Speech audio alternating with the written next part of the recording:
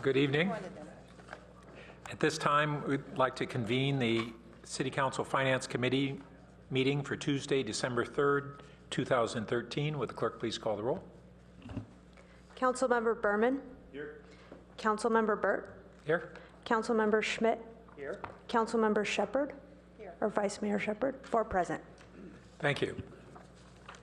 And at this time, we have an opportunity for oral communications for items that are not otherwise on the agenda. And I don't have any speaker cards. So second, I'd like to propose that we move item number 2 to be item number 1. I think we have some members of the public here who want to wade in on item number 2, so we can take that first. So moved. Second. Great. All in favor? Aye. All right. So our new item number 1 is a cost-saving plan that would reduce the frequency to every other week for street sweeping in residential and light commercial areas and the contracting out of the Palo Alto street sweeping program. And the staff have a presentation. Good evening, Council, or Chair Burt and members of Finance Committee. I'm Mike Sarter, Public Works Director. As you recall, back March 19th at your Finance Committee meeting, we presented this proposal to you, and you asked us or directed us to go ahead and do a pilot program in the residential areas and light commercial areas during the summertime to do once every other week sweeping rather than once a week. We've completed that pilot and can report the results to you tonight. We've also done some additional research with neighboring cities and other cities on their street sweeping programs to look at our proposal and see if it's in line with the general area. So with that, I'd like to introduce Ron Arp, our Solid Waste Program Manager, who will be walking you through a presentation. Thank you. Ron? Thank you, Mike. Ron Arp, Solid Waste Manager.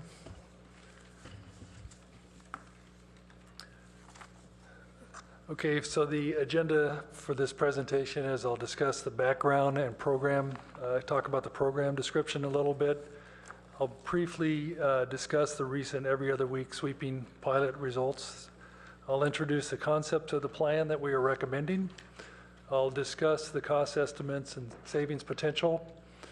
And I'll discuss other considerations if this plan is approved and moves forward. And I'll discuss the next steps and recommendations. But just to be clear, we want to just make it clear that we're not asking you at this time to approve the contracting out of street sweeping or the elimination of any city positions. We're not proposing any budget or operational changes of any kind at this time. We are asking that if you think this plan does make sense, and I'll describe it here in a minute, then you approve the next steps, which is for us to go out to bid to confirm whether the savings indicated in our analysis are really there. And if the savings are there, then we will go back to council for future action next spring. So just summarizing a little bit of the background. We have a crew of 11 people in the Public Works Department that's responsible for sweeping our streets, parking lots, dead ends, bike paths, and downtown sidewalks. The total annual cost for this program is about $2.3 million a year. Most of the expense is budgeted in the Refuse Enterprise Fund. In March, we met with you and presented several cost-saving options in our sweeping program. One of our main goals is to lower the costs and help replenish the refuse fund reserves and help reduce the pressure of future rate increases for our customers. The cost analysis for the options that we presented to you in March were developed by ASD Budget Division staff. And basically it comes down to, we think there's 2 ways to save money, to save costs. There's number 1 is reduce the street sweeping frequency to every other week in residential areas during the non-leaf season. And second, to contract out much of this work. So we're only talking about contracting out the street sweeping part of the program. So that involves large street sweepers on regular routes So we targeted this part of the program because it's much more amenable to analysis and utilizing outside contractors than all of the other smaller, more complicated work. And at the March meeting, we also recommended conducting a pilot project to verify the feasibility of reducing frequency of street sweeping. And you directed us at that time to finalize the plan and conduct the pilot. And we've now completed the pilot, so we would like to present some results to you. So Public Works conducted the every other week street sweeping pilot from about mid-May and through the end of September. And we focused the pilot on 5 of our 20 residential routes.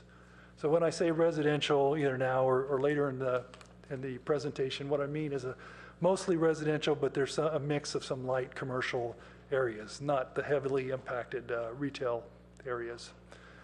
So the pilot areas were spread out evenly through Palo Alto in order to get a better understanding of the impacts of the service changes.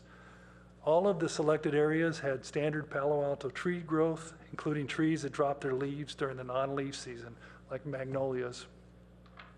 We kept a complaint log, and we received a total of 20 calls from residents during this program. 5 of the calls were received before the pilot began, and they were just indicating that it wasn't a good idea. 10 of the calls were general concerns about the program not being feasible, and 5 of the calls were actually during the pilot that there was too many leaves or debris on the streets. So that's basically, there's 20 calls out of areas that represent about 15,000 people. So we thought it succeeded, and it wasn't an impact, did not impact the residents much. We also know that less frequent sweeping is feasible from a survey that ASD conducted with some of the neighboring cities around us. So we surveyed, ASD surveyed 9 other cities, nearby cities, and determined that Palo Alto sweeps more than anybody else. So we sweep residential areas on a weekly basis during the non-leaf seasons. Everybody else sweeps every other week, these areas every other week, or even monthly. So even cities designated as tree cities by the Arbor Day Foundation, such as Menlo Park, Sunnyvale, and Redwood City, sweeps less often. So we are recommending this plan because it would save the maximum amount of costs and make our service level consistent with surrounding cities. So as I said before, the savings could be achieved by both sweeping less frequently in these residential areas during the non-leaf season, and number 2, contracting out the street sweeping operation, and as well as the debris management operation. That's picking up the leaf litter and transporting that to the smart station. So the plan would also create some efficiencies, we think. We could more efficiently deal with employee absences or equipment downtime. So a contractor is more likely to have a larger pool of employees and equipment that could fill in as needed. Our vehicle equipment shop, maintenance shop, could spend less time on the sweeper equipment and more time on the other fleet vehicles. So these sweepers have a lot of moving parts. They're maintenance intensive and require a good deal of maintenance. And the plan would basically take a heavy sweeper off the streets every other week. So that would result in less wear and tear on the asphalt over time. So just running through the plan concepts, first of all, just want to mention our plan does not reduce the frequency of sweeping in the critical University California avenues areas. These areas will continue to be swept 3 times per week. The plan does not reduce the frequency of cleaning parking lots, garages, sidewalks, bike paths, and dead ends. So we would maintain the current frequency. And as I mentioned before, the plan reduces the frequency only in the residential areas to every other week during the non-leaf season. So we recognize that there are some trees like magnolias and camphors that drop their leaves during this non-leaf season of March through October. So therefore, our plan would identify and perform extra sweeping of these problem areas on an as-needed basis, either using the in-house resources or a contractor. The plan recommends that we would contract out the street sweeping operation and debris management, as I mentioned. The plan recommends that we would return the responsibility of sweeping El Camino to Caltrans. If Caltrans, we're currently reimbursed in an agreement through Caltrans. If Caltrans would not maintain weekly sweeping on El Camino, then we would recommend using a contractor to accomplish this and pass through the cost to Caltrans. We think that this area is too heavily trafficked and too critical for the trash control plan or litter control plan, and we think we would not want to turn that over if they would reduce the sweeping frequency. And finally, the plan recommends that we use both contracted and in-house resources for emergency responses, such as cleaning up roadways after accidents, cleaning up storm debris, or water main breaks. Okay, this slide shows our total sweeping and cleaning budget. It's about $2.3 million per year. The part of the budget that is affected by this plan is the $1.1 million.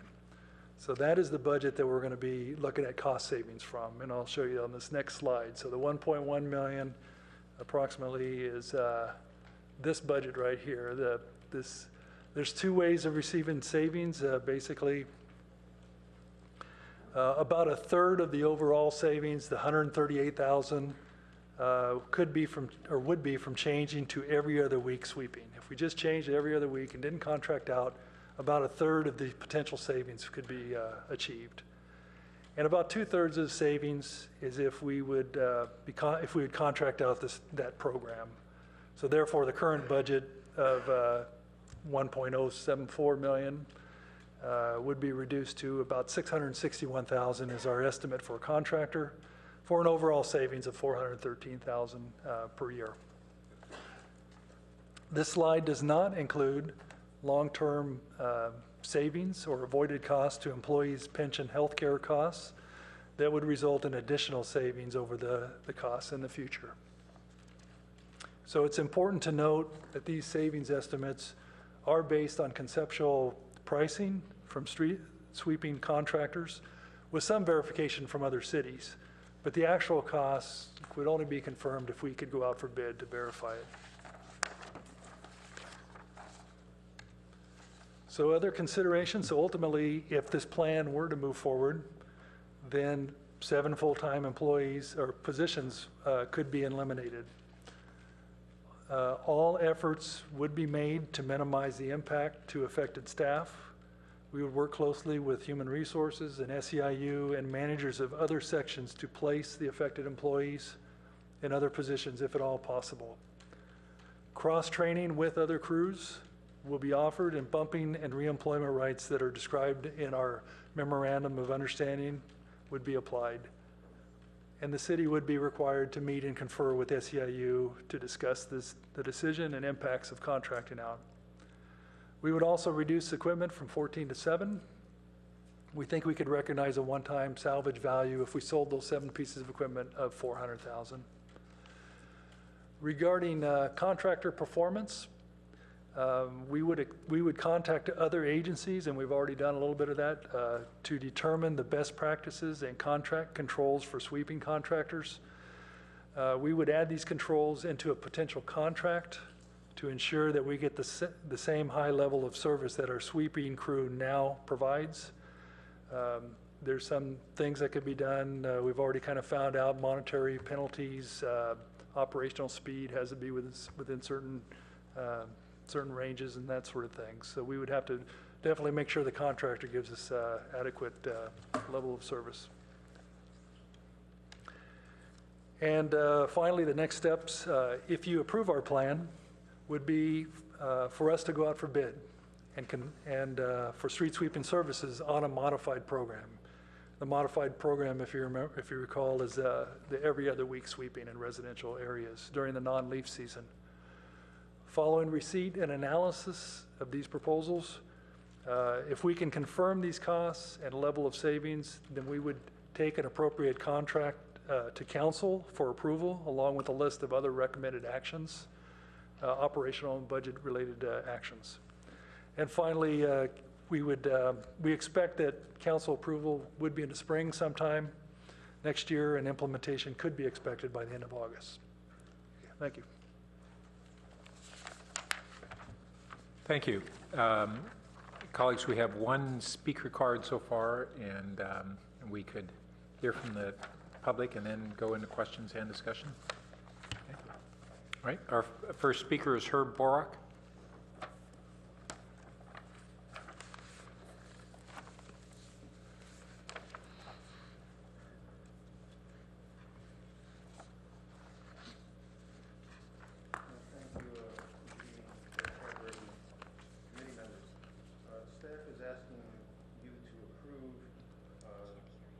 Can't hear you too well, Herb. Can you? There we go. Okay, staff is requesting you to approve two next steps. That's not the proper role of the council committee in the municipal code. The council committee is advisory to the city council. Now, either staff believes they can take these actions on their own, and they're just using you as a sounding board, which is not the appropriate role for this committee, or staff believes they do need direction to take the next steps, in which case that the proper role for that is the city council, and you should be making a recommendation to the council. In March, I recall that the report said the savings would be $675,000, and now it's down to $413,000, most of which is from the contracting out rather than from the reduction in frequency. So perhaps if the entire program was contracted out, we'd save even more money.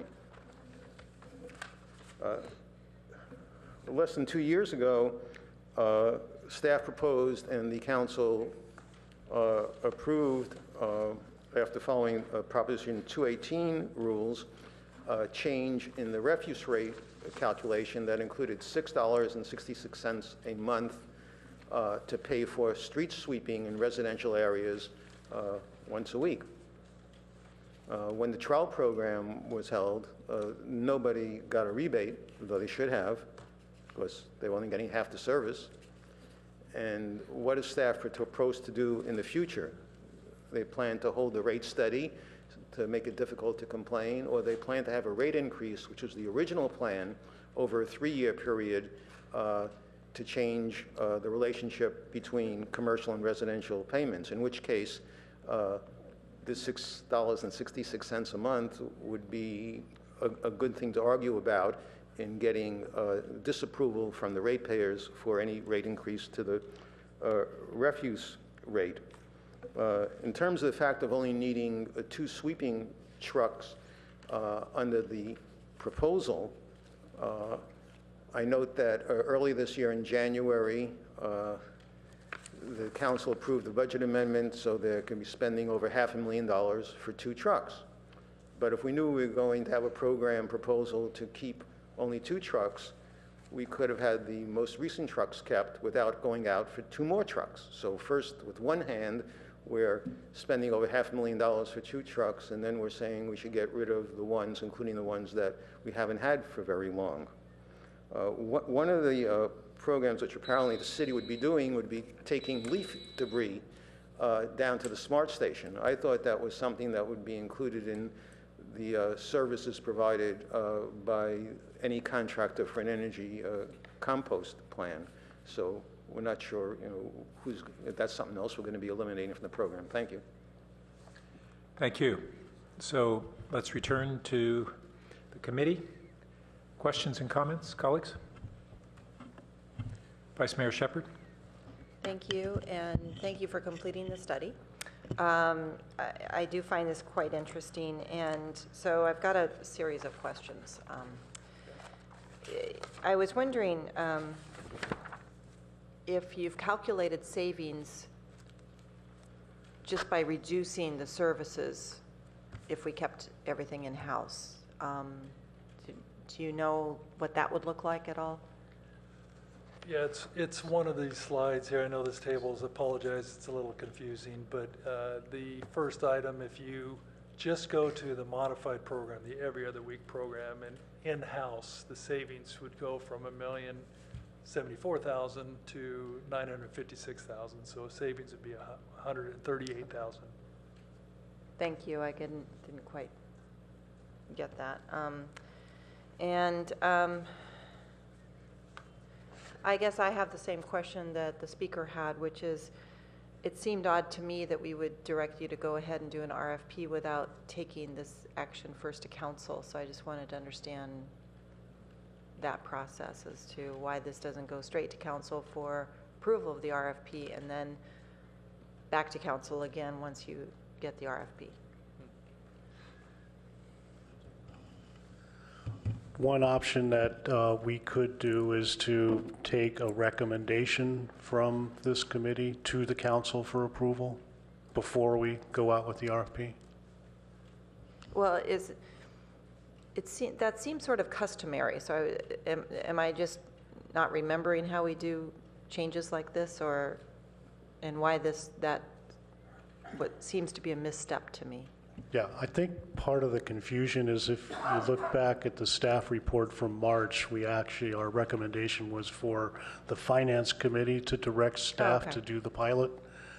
So we're just following that protocol. Okay, so this is all part of what was already discussed. Then, if I remember correctly, we're charging everybody $10 a month on their bill for street sweeping. How will this be impacted if this becomes implemented? Will that be reconsidered with fees when we go through fees again after, if in fact we move forward with this? The part of the street sweeping fees is $6.66. The other part is household hazardous waste. That's right, household hazardous waste. Cleanup day. Yeah, well, we would first have to confirm the savings. We do have to look at our rate structure, and that's kind of big on our agenda, is to look at trying to come up with a sustainable rate structure. The one thing we probably would not recommend a decrease in the overall rate to the ratepayers now, because our rate stabilization reserve is still in the negative. We're still 2 million plus negative. So we wouldn't recommend cuts, but I think this would take some pressure off future increases. There's prices that are going up in a lot of different areas right now. Okay. I did understand that we needed to match those fees to the actual experience of a service. So I just want to make sure that we're not separating this out. Yeah, and we are going to conduct an allocation study. We need to look at those costs and make sure that they're properly allocated. So that more to come on that, I think. Okay. And then I noticed one of your pilot areas was Barron Park. I'm sorry, it wasn't Barron Park. You skipped over it for Orchards. So I was wondering how you did that with Barron Park with their no sidewalks, but never mind. I'll ask my next question, which is, I agree that we didn't have a lot of residential phone calls on this, but I wanted to know what was normal. How many phone calls do we normally get for street sweeping? Let me introduce Steve Banks, who's on the left side of me at the end of the table. He's the manager of our street sweeping operation. Steve, can you take that one? Sure. We get calls almost every other day for, minor complaints of leaf, especially this time of year, of leaves in the street. We didn't notice extra calls because of this pilot program. We just documented the calls for the pilot program separate from our regular calls. Right, I understand that. I just wanted to know if this is sort of a normal call experience, or if it's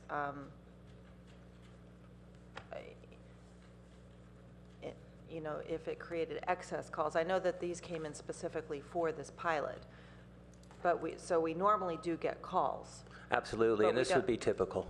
So this is sort of typical for the range of calls that we get for street sweeping, with all of the spectrum of things that come up with street sweeping. That's correct. Okay, thank you.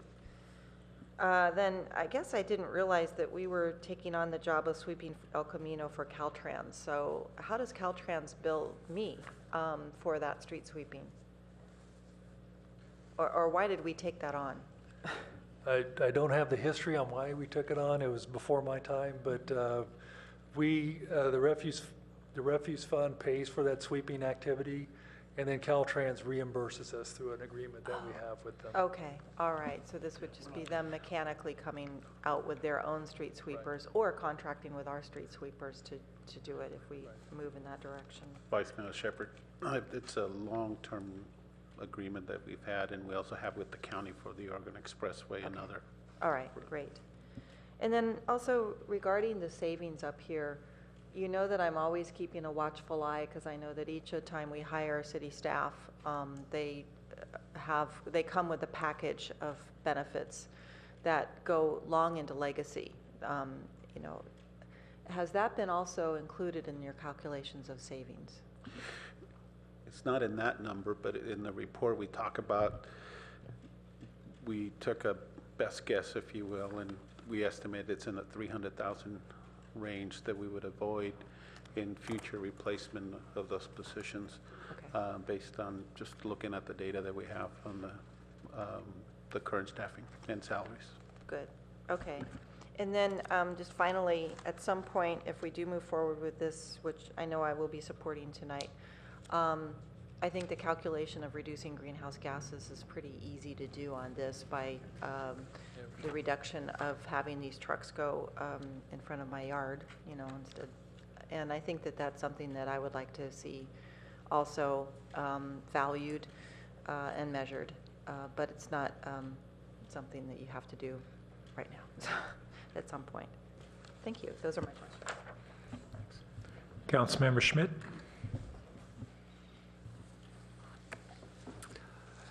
Yeah, I remember well. We asked you to run the pilot, and it sounds like it has worked well. And you've brought some good data back. So just a few comments and questions. I think one of the reasons we pushed this was the refuse fund, I know, has something like a $5 million a year deficit to pay back for the last decade, and that this was an important step in moving in that direction. So it's something that fits in well with the overall sustainable budget. You mentioned going out to other cities and finding that this would be in line with them. But I guess I see Palo Alto as sort of unique in having invested so heavily in trees and the canopy, so that the issue in Palo Alto might be a little different from other cities. Any comments on the uniqueness of? Yeah, I think you're right. Palo Alto probably has more trees than anybody else. Our neighbors are also tree cities, so they have a great deal of trees also. But you're right. We're probably exceptional, you know, with that, and we would probably really need to study that as we get into it and see exactly how that would affect, especially the magnolias and the camphors during the non-leaf season. You know, we would have to look at those areas and maybe come back more frequently to those areas. Yeah, so you might identify areas that would need more frequent. Right. Let me just add to that, Councilmember Schmidt. We are not proposing to reduce our frequency during the leaf season. We sweep every week, which is more than Menlo Park, Mountain View, Redwood City do now during leaf season. Yeah. And I understand that if this program is initiated in August of next year, going to the 2-week street sweeping will come only in September of 2015. Is that right?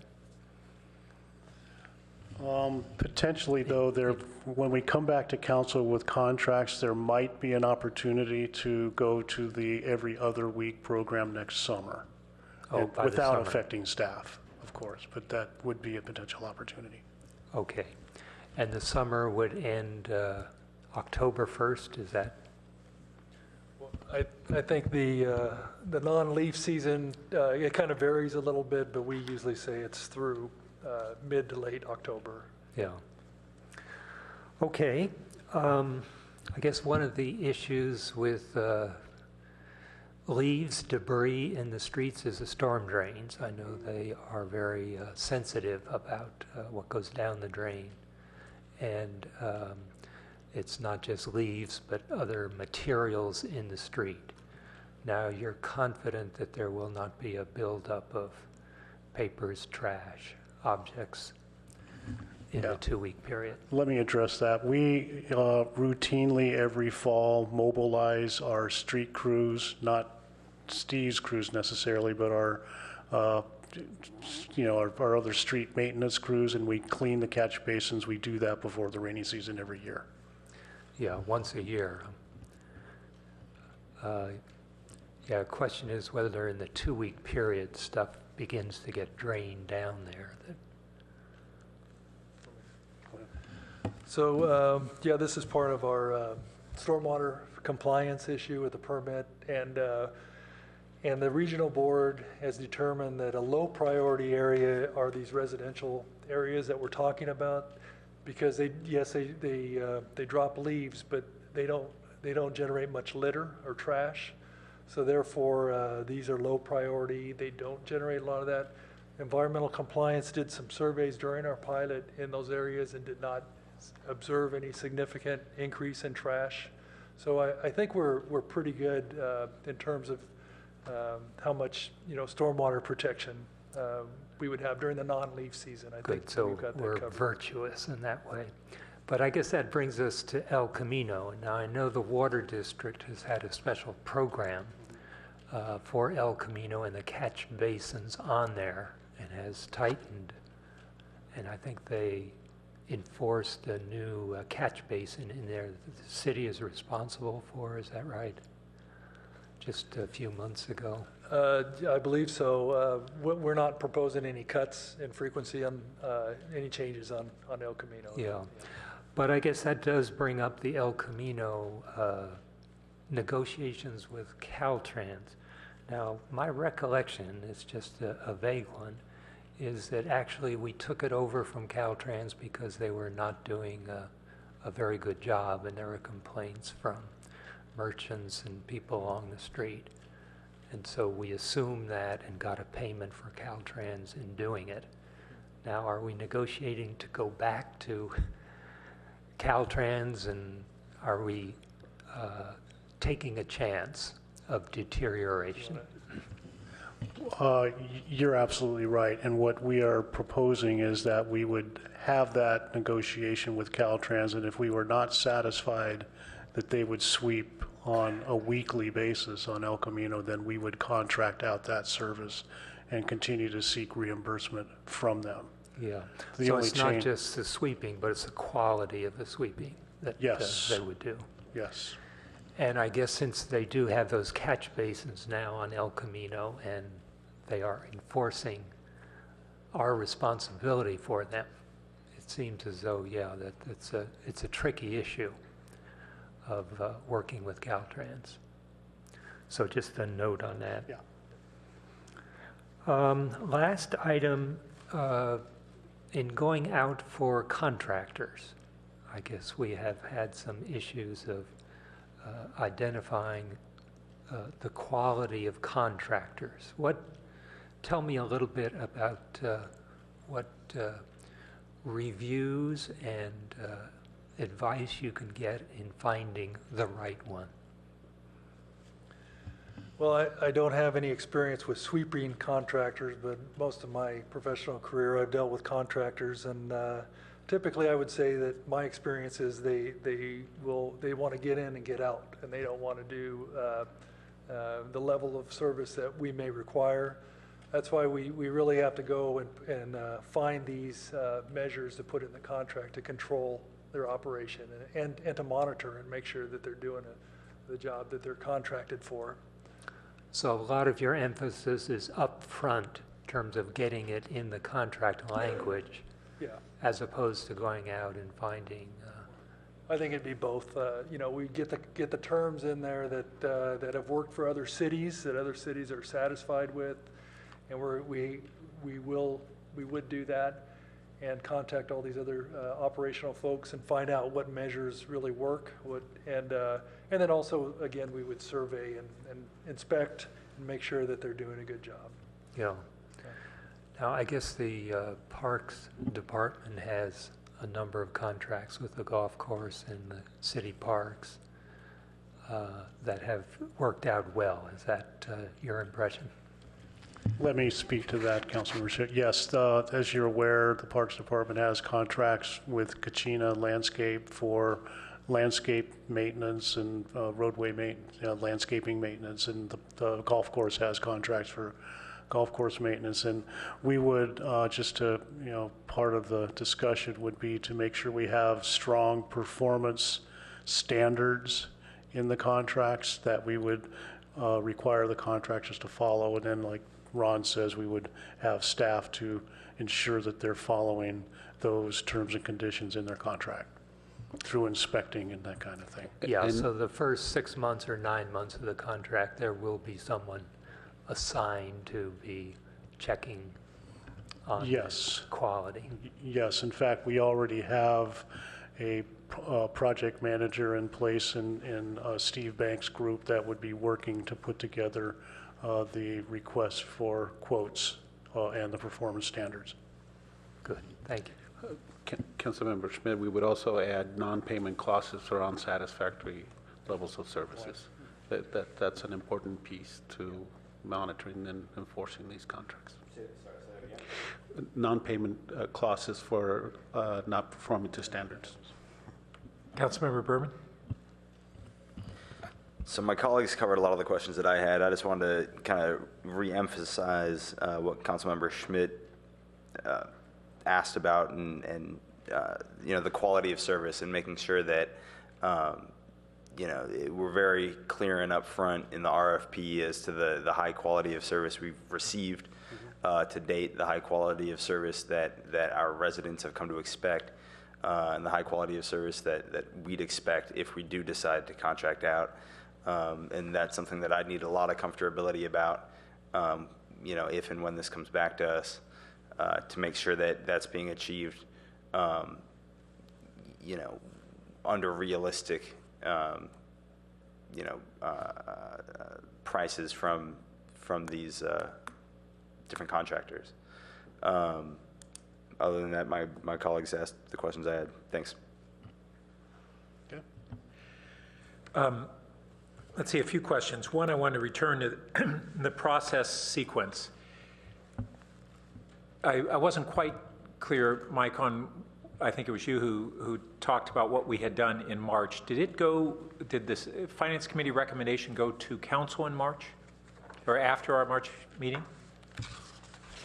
For the pilot? My recollection is no, it did not. Our recommendation on the 19th was staff recommends the Finance Committee direct staff to conduct a pilot program to modify, et cetera, and that we, upon your direction, we proceeded with that.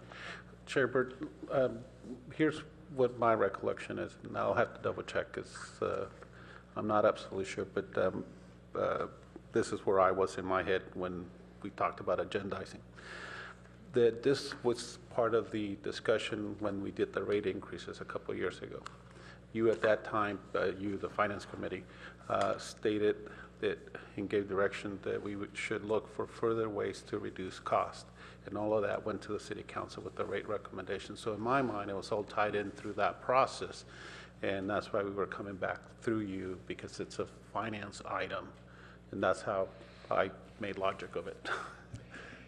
I hear you. I think we all probably erred in not going to the council. It's a policy decision. The initial one was just a pilot, but nevertheless, even that was a policy decision.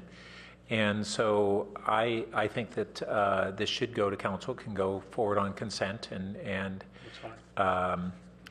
I think in the future we should be that much more cognizant of it. I didn't catch it, and I think it sounds appropriate that it would have gone to council and should have. Okay. That's fair. Can you review for me again the anticipated dates at which the frequency of sweeping would change in the calendar year? It would be, typically, we've kind of averaged and said March 1st through November 1st is the non-leaf season. But in reality, if you get an early storm or something, that leaf season could start, it could start in October or even a little bit earlier. And it could, the leaf season, and Steve could probably speak to this better, but sometimes the leaf season will be cut short earlier also. But typically, it's going to be within that period. So March 1st seems reasonable. What do we get in the late winter? We're getting storm debris, basically. But the November 1st, for most of our street trees, is really too late. I could tell you that at Halloween, I've got piles of leaves that are a tradition to play in the front yard. There's no way it waits till November 1st, especially with the high volume of London plane trees that we have that lose their foliage early. So I would encourage you to re-examine that start date. In reality, you've got, I don't know how much we want to get granular on this, but you got different trees that are used for streetscaping in different areas of the city, and they lose their leaves at different times. It may not be worth it to look at that and determine the start date on that basis, but they don't all lose their leaves at the same times. In some streets, like I say, I don't know, I would guess that over half of our street trees are London plane, and so they're all known, and they start losing them, depending on the year, from early to mid-October, not mid to late October. Yeah, we wouldn't put a date on it in an RFP. We would, it's just whenever it happens, that's when it'd have to be some flexibility in that. Okay. And then on the survey on complaints, it seems generally that it was a light complaint level, but what I didn't hear was any data that said for, one-fifth the city, or one-fourth, we would normally get this quantity of complaints over service, not the anticipated concern, but those 5 or whatever. And here's the alignment. So I didn't hear that data comparison. I just heard this is not a very high number. I agree, it doesn't sound like a very high number, but I didn't hear anything that said, here's a normal number. So if you're able to include that in the staff report to council, something that gives a little more meaning of that number, great. I do agree it sounds like a pretty low number, and I'm not real hung up on it. Just be better to do so. And when we go out to bidding on outside services, have we had any consideration on evaluating or requirements for some form of fair wage?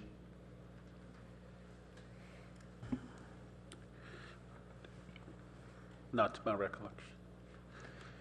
Well, I'd be interested in my colleagues' thoughts on this. Outsourcing is something that we've needed to look at and do more of. It's been actually, I recall the report on, in particular, the golf course that we've had in that occasion, and I'm not assuming it would be the case in necessarily in others, but we actually had what we perceived to be an improvement in the services. It doesn't necessarily correlate that we have a decline in services from outsourcing.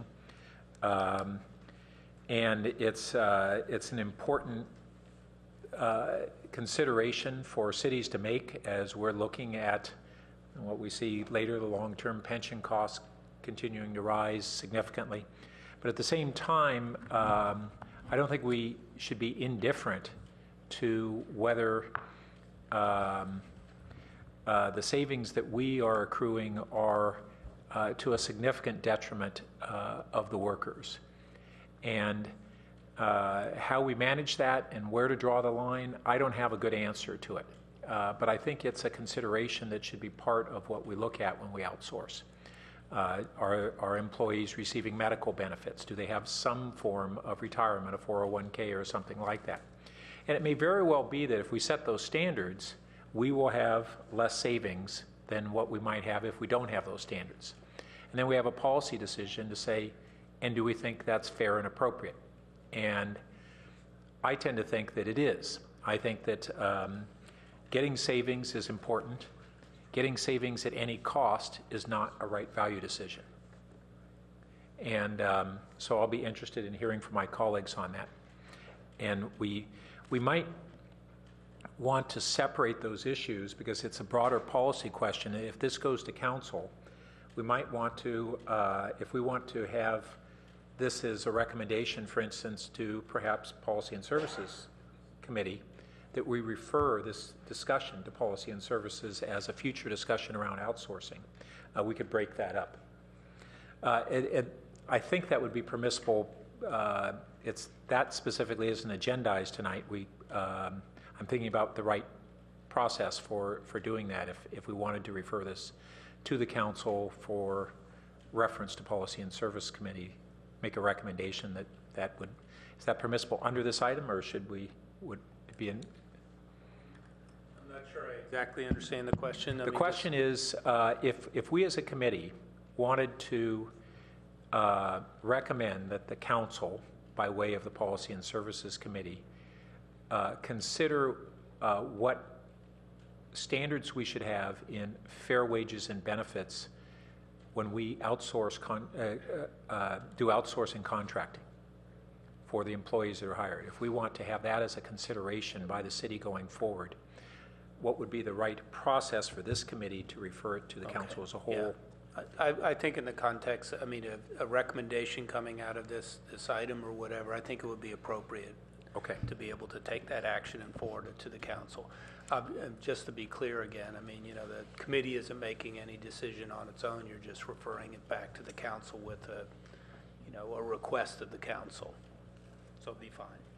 And I know that the staff report and the staff tonight have clarified that whether it's outsourced or not, this program, the portion that's talking about the every other week, is not every other week during leafy seasons. But I just want to use this opportunity to emphasize it because I fear that there's public perception that will be different, and unless we really make a strong point of it, we may have misconceptions about this program.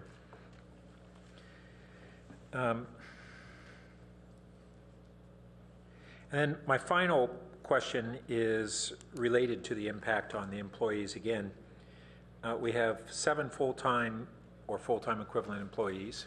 Are they all simply full-time, or are they FTEs? They're FTEs. Okay. And their positions, actually, currently, only 6 of the positions are filled. And am I recalling correctly that that was part of how we were able to achieve that pilot program, was that we didn't fill one of the vacant positions? Is that how we were able to not have a impact? No, and let me ask Steve to elaborate on how that was done. During the pilot program, we had 1 employee freed up each day of the week that we performed the pilot, and we had that person perform duties that hadn't been done in quite a while and we needed to catch up on. Okay. And Mike, you mentioned that you've already spoken with our HR department on how we would be making efforts to have these employees that are doing this function have opportunities for other positions in the city.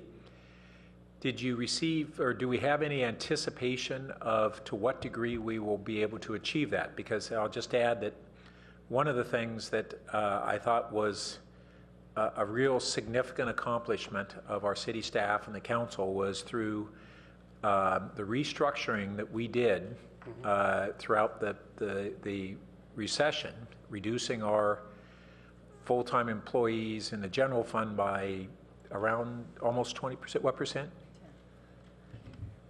About 70 positions. How many? 70, 70. out of? No. At that time, we had about 1,100. No, you're talking about, I was talking about general fund. We didn't General reduce fund. 500 and I something. think we did about 14%. 14%. Yeah. Okay. And we had almost no layoffs. We were able to accomplish it with virtually no layoffs. We had just a few at one year. And I think that's important. So that's the context for asking, what do we anticipate would be the result of our efforts to place these employees in other positions in the city? Well, to answer your question, Councilmember Burt, the first part would be that this would not go into effect until at the earliest the end of next summer. As I mentioned, of the 7 FTEs, we've already promoted one person into another position outside of the sweeping crew, so now we've got 6. Steve, you can correct me if I'm wrong, but I believe 1, maybe 2 of the positions are close to retirement. So that would be an opportunity through attrition. And then the rest, as we discussed earlier, we would be looking at other divisions within Public Works Department, looking at other departments, doing cross-training and other opportunities to find places for these people. We were fairly successful. We were able to do that similar thing when we closed the landfill, for example. We lost, I believe, about 5 positions there, and we were successful in placing almost all of those employees into new positions. So that, and we would continue that attempt. And has there been any consideration on doing this in stages if we could not place those employees in new positions immediately? That could be done, but it would cause some efficiency issues because we'd have part of the program being contracted and part of the program not. So the most ideal approach would be to find places and be able to make it less impactful as possible. Okay. If I just might respond, I mean, I think the intent of the question, though, was obviously to find places if we could, Mike, right? Yep. But if we could not, would we have, what I heard you say is we could have some flexibility to implement this in stages to try to avoid having no placement opportunities for folks. Might have some efficiency impacts in the short term. Yeah. We can make it an option as part of the RFP, that we would do a full implementation or a phased-in implementation and ask for costing based on the 2 options. So I would be interested in the RFP exploring both alternatives, depending on whether colleagues agree. All right. So, Mr. yes. Chairman, may I just say one thing? I think, I mean, one of the positive things about trying to bring issues like this forward as early as possible to the committee is it provides, obviously the maximum amount of time. And I know there's this policy question, for example, that you talked about referring to the council. But I also do think that ability to start to make movement into other positions and everything as soon as possible, if we're going to go in this direction, would be advantageous for us. So getting a final decision, I think, from the council and everything would be important in our ability to kind of transition folks in these positions. Councilmember Berman. I don't know if now is the appropriate time to do it or another time, but thank you for bringing up those points, both in regards to making sure that, if we do decide to contract out for these services, I think it's incredibly important that we establish some sort of a policy on living wages, or at least have that conversation. And I imagine that's a policy that I would support to the extent that we can. I understand what Jim's discussing in terms of the need to move at some point, to the extent that we can try to have that conversation, on living wages for services that we contract out. The sooner we can do that, the better. I'm kind of embarrassed that I didn't think of it, but I'm learning. But I think it's a really important thing. And again, to piggyback on doing all we can to make sure that, if we do make this decision, that it has as minimal an impact on our current employees as possible. And if we can find soft landings for them, that would be ideal. Okay. So, Do you want me to make a motion? yes, that would be great. I would like to go ahead and move the staff recommendation, but prior to directing staff to go out for requests for proposals, I'd like to see it go to council. If this follows a unanimous vote, then under consent. And at this time, I am not ignoring the concept of doing a livable wage, but I think that that should be under a separate motion. And I don't mind, and I would like to see it separated so that it can have its own legs. That seems fine by me, too. Okay, is there a second? Second. Okay. Councilmember Berman, second. Do you wish to speak to your motion? No. Just, Well, first. Sorry. nice try. No, she doesn't.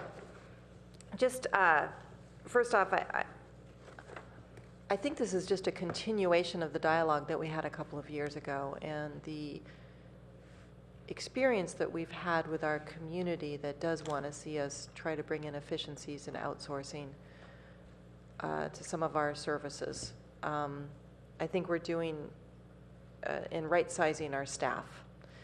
I do still see the emails that come in. They come in not as heavily as they used to, and yet to have a better experience, I think we've had a better experience with our landscaping, the way I understand it, especially from the users of the golf course. Before we chopped up the golf course, it really was a better experience. And so I'm hopeful that that will pan out this time as well. I understand that there's steps that are going to still have to be taken to meet and confer with our labor groups on this, and I want to make sure that we follow all of those types of rigors and procedures. And regarding livable wage, I'll speak to that, when that comes forward as a motion. But I think that this is a good step forward for trying to be responsive to our community and also to manage our costs going forward as they continue to expand for services. Okay. Councilmember Schmidt. Yeah, I'd just like to reiterate the point. This was initiated by the Finance Committee concerned over financial issues. You've done a good job of going out with a pilot program and showing it works, and thank you for coming back. And then I had an amendment that I'd like to include, which is that the RFP include an option of phased implementation to provide for greater assurance that there would not be layoffs as a result of this program. That's fine with me, and I also do remember that we were also committed to seeing if, an independent contractor would accept our workers. I remember doing that before when we were outsourcing the landscaping. So there's sort of a yes, integrate this that we try not. I would say that's not needed if we're successful in this. Right, but so you don't want to also make that an option if we can't be successful. Not at this time. Okay. I'd want to see us accomplish not having layoffs. And Right. if we have a problem, then it would return to us and we would look at that problem on how we should best deal with it. Oh, right. That's my proposal. So that means that your proposal would be to have it returned to Finance Committee or to full council, or the policy would be to Well, do this only if we could? We're going to have an RFP, and was it staff's intention that that RFP would be routed through finance before going to council once we have the actual contract proposal, or go to council? Typically, we would not. In reference to the Vice Mayor's point, we've included that language when we contracted out the other services, that if there's an opportunity to hire any employee that is not able to be placed somewhere else in the organization, that we would like for consideration of hiring such individuals. And there's no harm in including that they don't have to accept it. But We had that experience, though, didn't we? That Right, some of our included that workers did get language picked before. up. Yeah. Well, and the other thing, when we do an RFP, as you know, I mean, the different criteria we put in there, we can use in evaluating who we want to award an agreement to. So, we would entirely have it within our discretion to consider if somebody said they didn't want to comply with that option. We could use that as one of the factors in deciding to not award a contract to them. But let me ask the question then on this procedure based on my amendment. If you had one scenario where staff and HR were able to determine that we didn't, if we implemented it all at once, we would have no layoffs, then there's no issue on this. But if we found that if we implemented it all at once, we could have layoffs, and therefore we would want to have the council consider the alternative of a phased implementation, presumably at some higher initial cost. I would think that that should be vetted first through the Finance Committee and then to the council.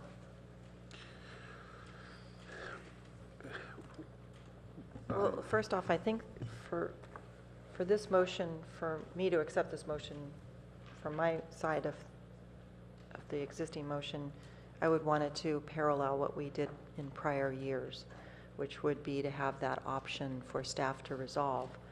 And so you might Option, be trying to make I need you to clarify, what do you mean that option for staff to resolve? Well, staff would be going out similar to the way we outsourced our landscaping, so that there was also that consideration that they could be hired by the firm, so. But how does that resolve the issue I raised? Well, you want to make sure there's no layoffs. Well, and But- how would that do that? Well, it seems to me that it's an extra ability to resolve no out-of-work people. And Okay. so that would be my goal, to make sure that people are not without a job. But it gives the flexibility of them either working for us somewhere else. Okay, so or- that's the distinction. Okay, Right. and And if that is important to you in the motion, then make it separately, but I'm allowing it to be incorporated into this motion with the permission of the seconder in the version that we had formally.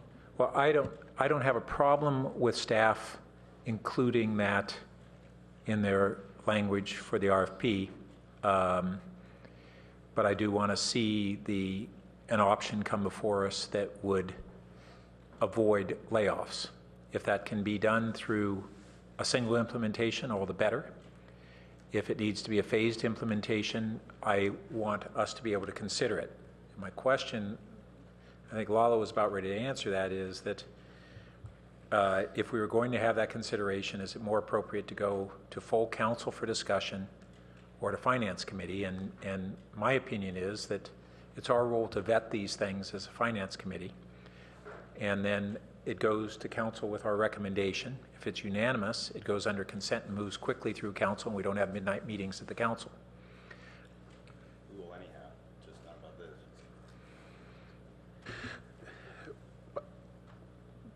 What we would envision is that we would put out the RFP with the language that we talked about and the options available, and we would get the responses. Given the size of this agreement, we would have to go to the council to get approval in any event, right? So I think to expedite the process, it would probably be our recommendation that we go straight to council and have the options decided upon based on what we have. We would give you a detail of the bids with the conditions and responses to the specific criteria that we talked about and are recommended. Our language says that any and all bids can be rejected, so if something that we didn't like, we can reject all bids. And what would be essential at that point in time to make this decision would be further analysis by the HR department on the ability to place this staff in other positions. We'd need that information in order to know which way we wanted to go. Yeah, and at that point, we should have a clear picture as to where we're at in that process. And you may say, the council, that go with option B, assuming option B is the phased in implementation until you placed everybody in a position. All right, so I'm okay with it then going to council if that's the consensus of colleagues. Second. Yeah. For your amendment to you that we accepted. Okay. Okay. Okay, so I think what we have under the amendment is two elements, well, actually three, that it, just so I'll try and let me know if I got this wrong. One, that there would be an option, not a requirement, but an option of phased implementation in the RFP. Second, that the RFP would also include a clause requirement whereby the contractor would agree to hire any prospectively laid off employees. And third, that when the contract comes back, it will go directly to council. Does that seem to capture? Basic thing. The basic initial motion was to approve the staff recommendation. Right, I said this was the amendment. Oh, okay. Yes, that's fine. Okay. I believe that's, as long as that's similar language to what we had before, Lalo, that's fine with me. Councilmember Schmidt, any comments?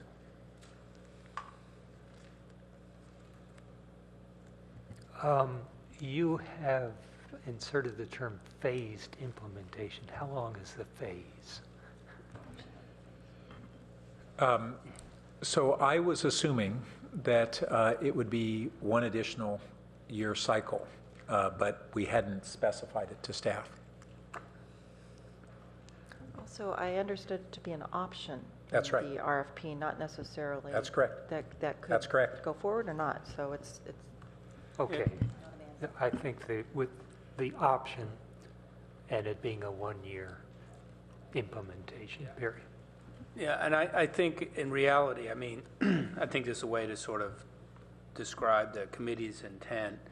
You know, when we get to this point, we'll have a lot more information. We'll know whether or not we've got one or two folks who are at risk, where we are with that. And I think, as Lalo said, the council is going to have a lot of flexibility as to how you want to proceed on that.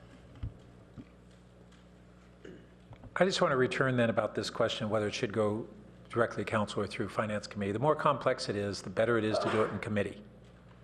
And that's part of why I'm a little hesitant of dumping all this to council without it coming back through the finance committee, whoever serves on the finance committee next year.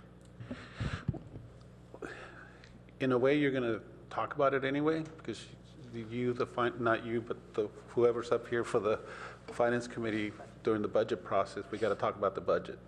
And this is going to be a primary impact to the fund. So I think there will be a discussion. So you think the timing will be that this would come back within the budget cycle, not separate from the budget?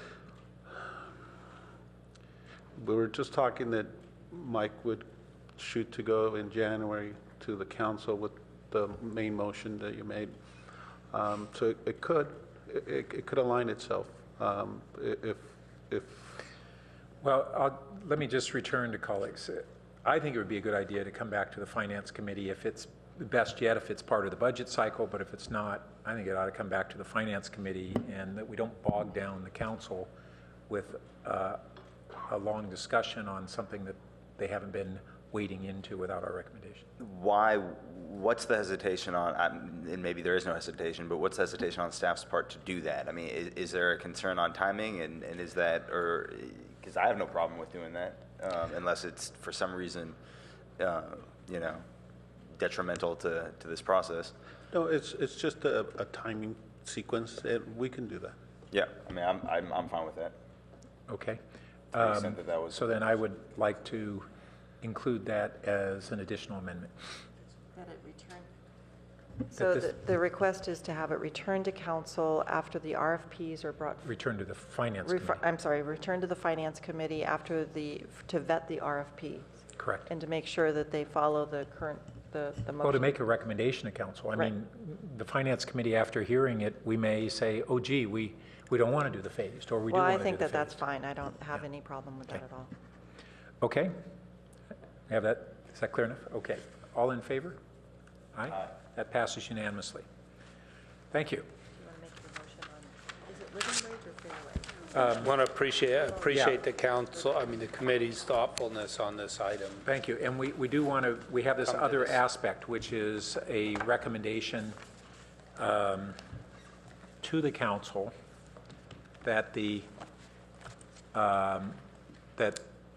council refer to the Policy and Services Committee an evaluation, and I'll put this, I'm putting this as a motion. I don't know if you're capturing this. Okay. So it's, Finance Committee recommends to the council that the council refer to the Policy and Services Committee consideration of a policy on what would constitute fair wage and benefit levels for new outsourcing of services that were formerly done by city staff. Second.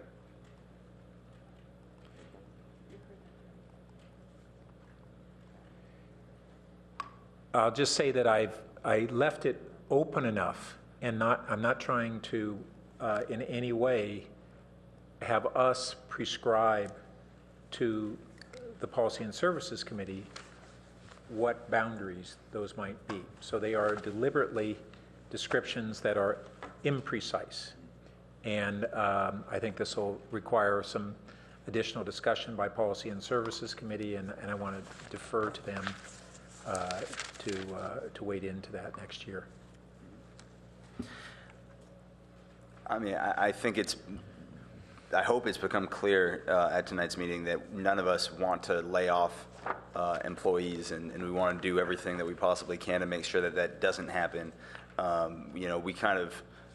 We serve multiple different purposes, one of which is needing to be responsible stewards of the taxes and the money of the residents of Palo Alto. And so that's sometimes a very fine line to walk, especially when we're given reports and numbers as we were tonight that show that significant savings might be had. We don't know yet, but might be had by contracting out certain services.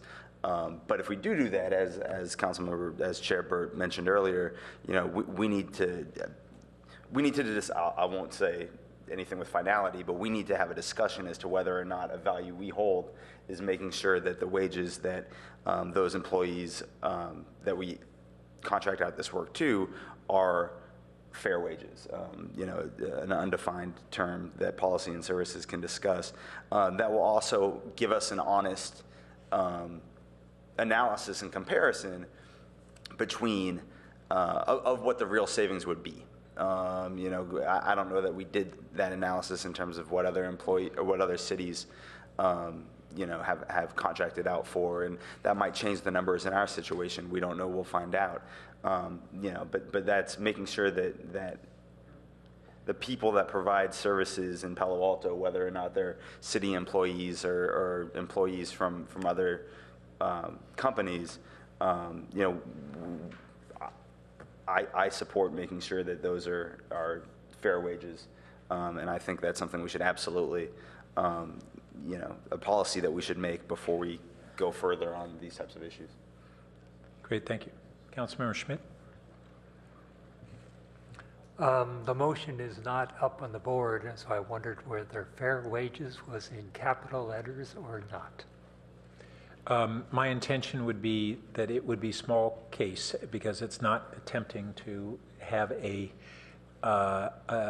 term of art that is with any defined boundaries. I want to leave it open-ended for... Okay, I guess I recall a few years ago we had an issue with the state fair wage law, which has a very specific numbers associated with it. And I'm open to changes in wording, even aside from not capitalizing that. I'm conscious of that, and I didn't want to be prescriptive, so if it is... well, Councilmember Berman had used the term living wage. That is also a term of art in certain jurisdictions. Okay. Well, So we have to come up with a whole new term, our own term to. Appropriate wages to be determined by the policy and services. Well, and I was wondering about that, and I that would be acceptable. I'm trying to be generic and open-ended. I don't know if I've been paying full attention to this, having worked in jurisdictions that had living wages before. I mean, there are different I mean, there's a state standard that's been established for living wages. Individual cities have established their own living wages, sometimes higher, whatever. So, I mean, I think that the council's going to have discretion and flexibility. Yeah, I guess my concern is over fair wages, which is a statewide issue that has a set of numbers associated with it. And maybe living wage is better because it can be set locally. And, you know, I mean, there are typically, at least with living wages, there's very often, as you're probably aware, a wage established and a wage, a different wage established if healthcare or other benefits are provided. So they're often, you know, the number of criteria. Yeah. Well, if we think that living wages with lowercase would be a more appropriate term to use, I'm perfectly game on that. So it's, okay, so the maker and the seconder accept change living wage? Okay. Living wages, because wage, I think, is in the singular, it starts having this term of art associated with it. Okay, does that cover everything? Vice Mayor Shepherd. Well, I actually would like to ask the maker and the seconder if we could agendize this to another finance committee meeting. I think we're having one in 2 weeks, so that we could talk about this more robustly. Because I do believe that this is an emerging conversation that's, I know Silicon Valley Leadership Group, or actually, I'm sorry, not the leadership group, but San Jose's been having about this concept of livable wage, and I don't mind taking it up as a finance committee. I believe that it is something that finance committee maybe would like to vet out first, and I'm not sure if we're allowed to just independently put things on our agenda or if we have to get approval from council. But it is a broad conversation. It could be broader than what is being presented tonight, and and I would be very much in favor of having that broader conversation. So I don't think it is appropriate for us to determine to have a policy discussion that we refer to ourselves, but I would be game to change the motion to say that recommend that the council assign to the appropriate standing committee and let the council decide. I think personally it's policy and services, but that would be fine to have it as a council decision. But also expand the conversation to not just when we do contracting work, but just, I know, you know, there's been just conversation about, you know, living wage. I think that's a different subject and probably would be, I'm not sure how it ties necessarily with tonight's, this was an outgrowth of this specific agenda item. Right. And maybe a colleague's memo or council comments, or even when we have this discussion at the council, Right. would be appropriate place to ask the council whether they want to expand the discussion. Exactly. I guess that's what I'm kind of looking for. Is Well, whether or not that we- wouldn't be in the motion. The motion would be, as stated here, with the modification that it would ask the council to assign to the appropriate standing committee. So then could I this have the particular- motion read back to me so I can, or?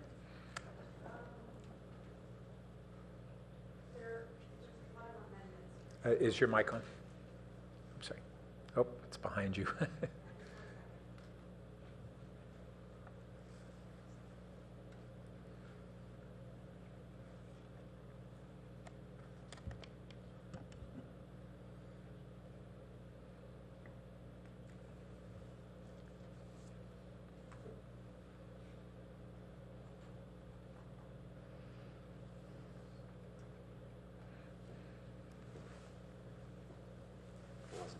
You guys talk too much.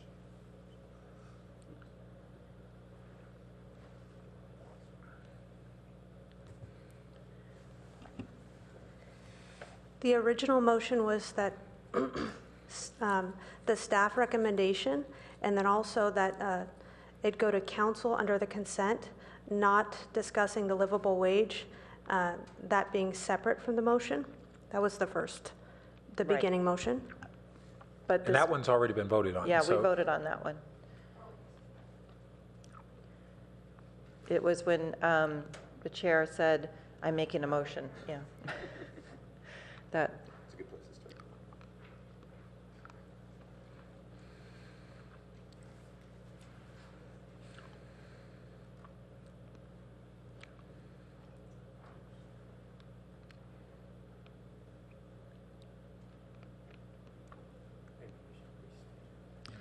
I think she's got just.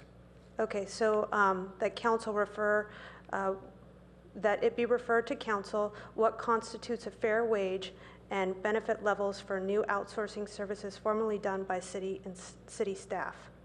And the additional part would be that the council would assign, we recommend that the council assign this to, for consideration by the appropriate standing committee.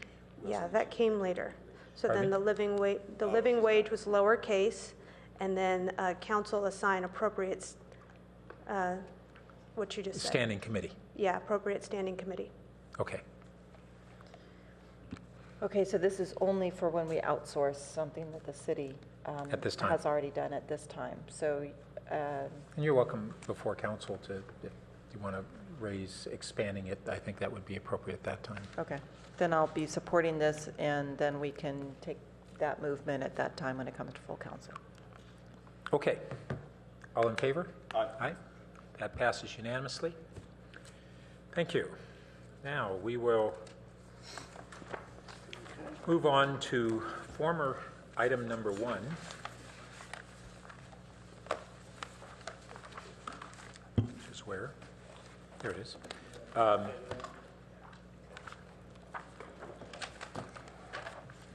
Which is the first quarter fiscal year 2014 financial results.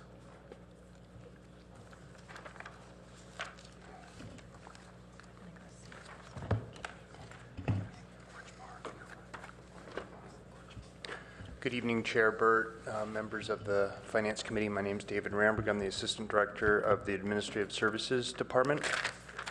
Tonight, we're coming before you with an informational report. It does not require council action. This is the first quarter fiscal year 14 financial report. You may recall 2 weeks ago we brought to you the fiscal year 2013 year-end report, which wrapped up last fiscal year. This is the first official financial report of the current fiscal year. The Quarter 1 fiscal financial report is a very preliminary report. It's very early in the fiscal year. It's 3 months of actuals, and we don't expect this report necessarily to be a precursor for the rest of the year, and things can change in quarter 2, quarter 3, and quarter 4 financial reports as we roll through the fiscal year. With that said, however, we are seeing some financial trends continuing so far in quarter 1 of fiscal year 2014. These were trends we were seeing at the end of fiscal year 2013. We also incorporated some of those trends into the adopted budget for fiscal year 2014, and those are continuing to play out in quarter 1 now as we see the actuals roll through. Namely that revenues continue an upward growth trend, and on the expense, and we'll get into the details on each of these, and that expenses are staying within budget. So both of those things hold true at a high level in this quarter 1 report. The other thing we do at this time is, as we talk about some of the trends and any particular changes that we're starting to see early on, we continue to monitor those changes and If we know enough tonight, we'll highlight some of those things that we might bring forward if the trends were to continue as mid-year budget requests and mid-year budget changes that would be presented to the Finance Committee and the City Council in the first part of 2014. So we'll try to highlight any of those that are standing out tonight. One item that we included as a early indication, informational heads up, if you would, is towards the end of the first quarter report is a discussion of the new pension accounting. You first heard about this from our external auditor, MGO, last week, just as a heads up of something that will be coming in when we report out on fiscal year 2015. So 2 CAFRs from now, essentially, you'll see a new pension reporting presentation. So we mentioned that in the CMR, just for your information. And then to supplement that discussion, we've also provided you with a handout at Places today. It's called the New Pension Accounting. It's from the Government Finance Officers Association, and it's an elected officials guide. We're not elected officials, and we find this guide very handy, so we thought you guys would find it handy as well. It answers a bunch of nice questions and kind of gives you a good starting point for understanding some of these changes that you'll see in a couple years. So we'll continue this conversation to prepare the Finance Committee and the Council for these pension accounting reporting changes that you will see. And with that, I'd like to turn the presentation over to Laura Couric, the city's accounting manager. Good evening, Finance Committee members. I'm Laura Couric, the accounting manager. I'd like to have you turn to slide 4, if you would please, and we'll talk about some of the revenue details, some of the revenue highlights in a little more detail. The trend of all of our tax revenue categories is continuing in an upward direction. Sales tax revenue currently stands at 23% of our full year budget. Sales tax receipts to date represent about 2.5 months of activity, so we are slightly ahead of budget at this point in time. And when we look at what we have recorded so far in the months of October and November, we see this trend continuing. Transient occupancy tax receipts of $1.9 million for the first quarter represents approximately 2 months of receipts, so it is right on track at 17% of full year budget. And again, when we look at activity through October and November, we see the same trend continuing as well. Documentary transfer tax receipts are up 27% from the prior year, which puts us slightly ahead of full year budget at 28%. And this trend improves even further in October and November. Charges for services revenue is down from the prior year and currently stands at 13% of the full year budget, compared to 20% of the budget, which is where we were at the same time last year. The decline can be attributed to a couple of things. First is a decreased volume of high dollar plan check fees. In the $50,000 to $100,000 category range, this year we had only 2 items compared to 4 at this time last year.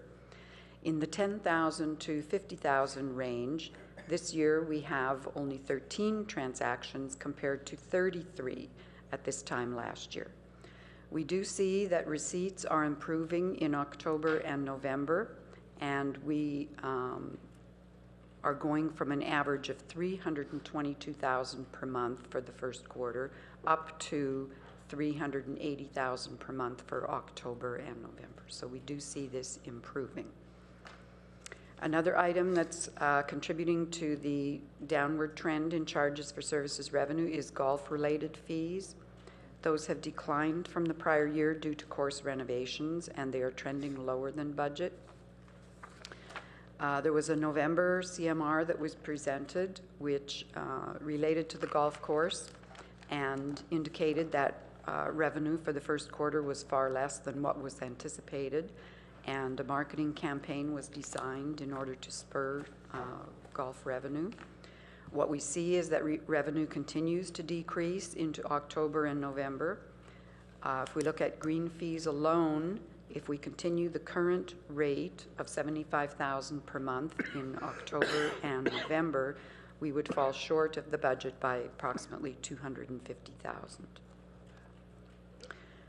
Permits and licenses revenue is also down from the prior year and is currently at 16% of full year budget.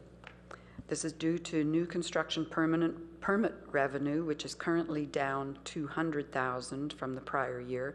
However, again, when we look at October and November, those months are coming in higher. Those months are at $487,000 per month as opposed to $322,000. Also, external street cut fees are down $300,000 from prior year due to primarily one large dollar item of $210,000 that we had in the first quarter of last year. So in total, to summarize for revenue, we are at, I believe it is overall 17% of adopted budget. So we are identical to the position we had at the end of the first quarter last year. As far as expenses are concerned, if you turn to slide 5, general fund actual expenses through the first quarter are tracking at 23% of budget. This excludes encumbrances. Using a general rule of thumb that a quarter represents 25% of the budget, at a department level, each department in total is tracking at a level slightly below budget. If we turn to slide 6, the only expense we are presenting in detail for this quarter is police and fire overtime. Overtime expenses have increased significantly from the prior year, and they are tracking at 36% and 50% respectively of full year budget at the end of the first quarter. Police overtime is being driven by several things. One-time special events, such as a special event in Mountain View, which will be reimbursed, and nearly 400 hours of overtime at Cubberley Community Center. It's also being driven by substantial training events, injuries, and other leave time in addition to the normal summer vacation period. The department does not consider this trend to be ongoing and will return to lower overtime levels, and we see that this appears to be the case starting in November. Fire overtime costs are a result of covering for 8 staff on workers' compensation, as well as 3 open positions. Overtime was also incurred in support of succession planning and career development in anticipation of leadership promotions in the department. Also, seasonal fire station number 8 was staffed with overtime, as was a mutual aid fire response to the Rim fire in the Yosemite area, which will be reimbursed by the state. The fire department is closely tracking and monitoring their overtime. The bulk of fire overtime is paid out during the first quarter, so this is not unusual. Overtime does start to reduce in November, and there is a plan to reduce overtime during lower service call periods that they will be implementing in January. If we go to the next slide, which is enterprise funds, all of the enterprise funds had a positive net income for the first quarter. Water Fund implemented a 7% rate increase effective July 1, 2013, and they also recognized reduced water purchase costs due to the Bosca debt refinancing. The Electric Fund increased its commercial revenues and connection charges, but that was partially offset by an increase in market purchases of power. So with that, we will turn it over to you for questions. Thank you. We have no speaker cards, so colleagues, questions and comments? Councilmember Schmidt? Yeah.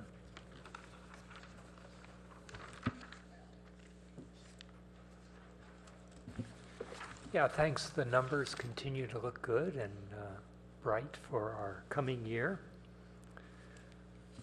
Let's see, couple questions. You say the golf course continues to be down in rounds played and could end up with an unexpected charge to the general fund of about $250K if this continues, below the budget. We could come in 250,000 in that area below budget, but you know, they will be proposing some mid-year budget adjustments. Yeah. Okay. Let's see. Help me a little bit with the budget items you have on the revenue side. Now, I know you have charges for services, which include the golf course, but also plan check fees are down. And yet you have document transfer tax up. Now, that's surprising, isn't it? Isn't document transfer an indication of activity at the development activity in town? Not necessarily. Document transfer tax is going to be driven by real estate transactions.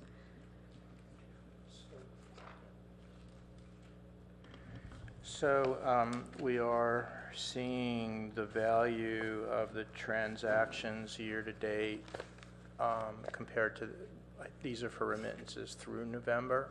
We're seeing that the value exceeds the prior year period by almost 53%, and the number of transactions are up by 9.4% compared to the same period last year. And what share of that is residences as opposed to large commercial? Yeah, Councilmember Schmidt, we really have to go in and look at that. We are in the process, we have to kind of look at that manually, but we are in the process of getting property tax reports that will be able to tell us what proportion of transactions are residential versus commercial. I can say that to date, most of the transactions are residential. Yeah. But okay. there are definitely with last year, there are definitely high value commercial transactions that we're seeing as well. For instance, the purchase over at Lytton recently. So we are, I don't have exact precise numbers for you. Yeah, it's just surprising to see the charges for services down so dramatically during a period where there has been substantial activity. There were also some large permits pulled for significant projects last year. That's also... Yeah, so the comparison is... can you tell me which one of those revenue sources pays for the development center? Is it charges for services? Is it transfer tax? Is it permits and licenses? Is it other revenue sources? Are you looking at attachment A, Councilmember Schmidt, and asking on the charges for services? Revenues highlights for the year, Okay. page 2. Okay. So charges for services is going to include zoning. Charges for services is going to include zoning plan fees, check plan fees. Yes. New construction permits are going to be included in the line permits and licenses. Okay, so the development center gets its revenues from several of these categories. Correct. Okay. But not the entire category. That's right. So you can't pick out the development center.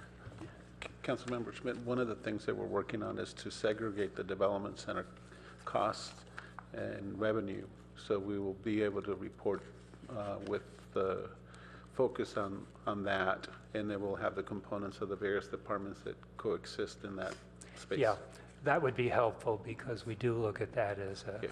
independent center. It's one of the items that it's currently underway.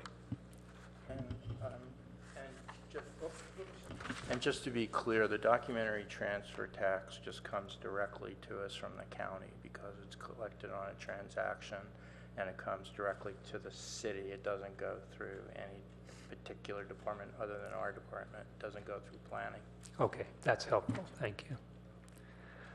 On the expense side, the library has had a 10% increase in expenses. Now, we're in a period where both the main libraries are closed, and it's surprising to see operating expense for the library going up.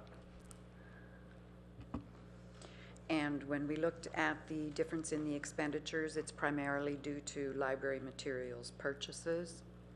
And so even though the expense is up over the prior year, you'll see that it's still at only 20% of the budget, of the full year budget. Yeah, and I guess some of that is through a foundation grant. Yes, they get donations for the collection. Yeah. Okay, the last question I had was on the enterprise funds. Are doing very well. You point out that they have a $2.5 million bump from their budget of a month ago, and it comes on top of a water fund charge increase, no, and electric fund. I know their revenues are set, but are they beginning to talk about rate decreases? The utilities department staff is currently reviewing the rates for fiscal year 15, and they're going to make a presentation internally first, which is the process that we have, and then they're going to go to the URAC. So we haven't seen the numbers yet, but I have heard that they do not expect increases in electric and gas. Yeah, I mean, this is very striking in the first quarter to see revenues so sharply increase above their budgeted accounts. They're usually very good in their forecasting. So, yeah, maybe it's a good sign. Okay, thank you. Colleagues? Vice Mayor Shepherd? Thank you. Thank you for the news. I did have a question on slide 4. The TOT, the hotel tax, it's up 57%. Is there, you may have said it in the staff report, but I don't remember calling it out. Do we have a new hotel online? Or is this just because occupancy is up? This is a little bit deceiving just because it appears there is a 57% increase, but part of that is driven by the fact that fiscal year 2013 was very low due to the timing of receipts. So, Just for that question. I'm sorry. When you say fiscal year 13 was low, do you mean The quarter that being low? quarter, first quarter was low due to Correct. timing? Correct. Okay. So what would be more accurate here?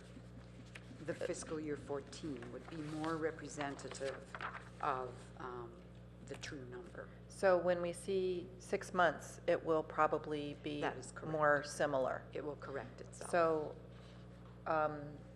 so the reason, now we do have some new hotels coming online. Have they come online yet? No, they haven't.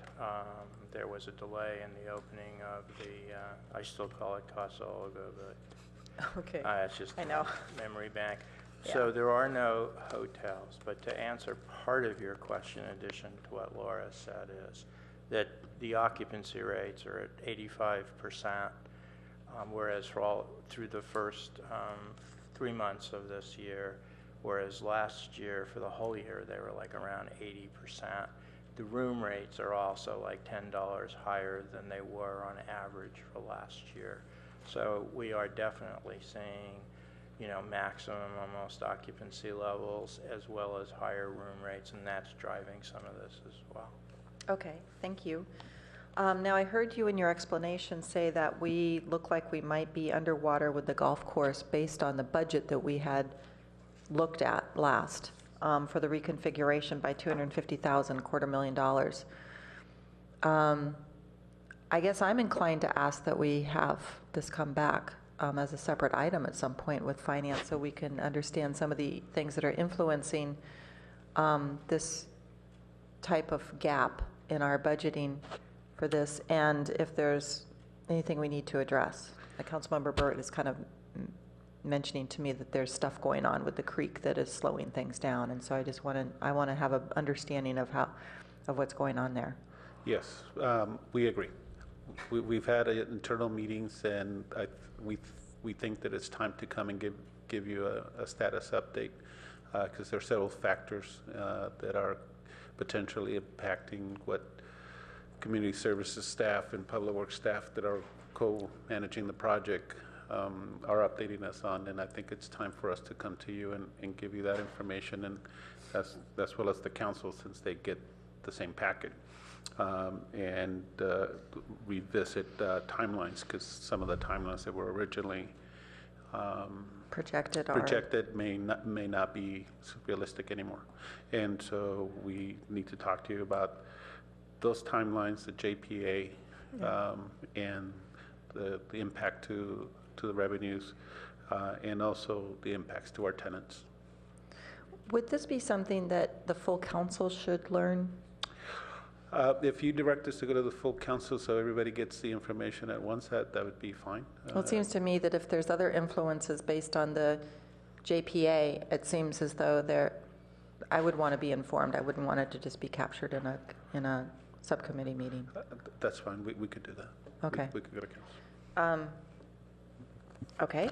And then finally, on the slide with the overtime, I couldn't find this to match up with the informational report. So it's unclear to me let's see, this is a comparison, but what did we budget here? Did we just not budget any overtime and this is how it's coming in? Or do we have a budget that we should be framing this around?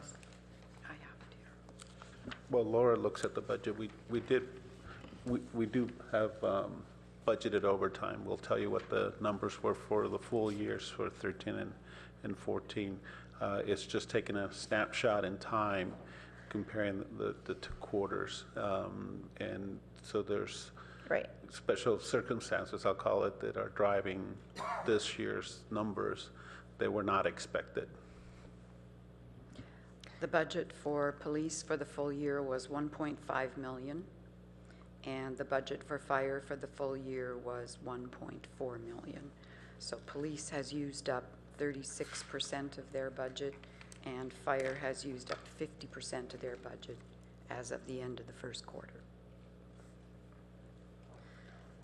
Now, some of that you think is going to be retrievable from Mountain View for police and the state for the rimfire? Yes, that is correct. And then so if I'm looking on packet page 12, do I look down at the police budget here, adopted budget versus adjusted budget, which is the annual budget, and then you've got the actuals, and I've always had a difficult time comparing an isolated, quarter with how to measure it against how we're doing for the annual, because sometimes just multiplying it times 4 doesn't solve, a seasonal thing that's happening. So we've done a budget adjustment, I see, for police and fire. Is it captured there, or how did we do the budget adjustments here? The budgeted amount for the police and fire will be included in the adjusted budget dollars. But from the adopted to the adjusted, there was no adjustment there for overtime.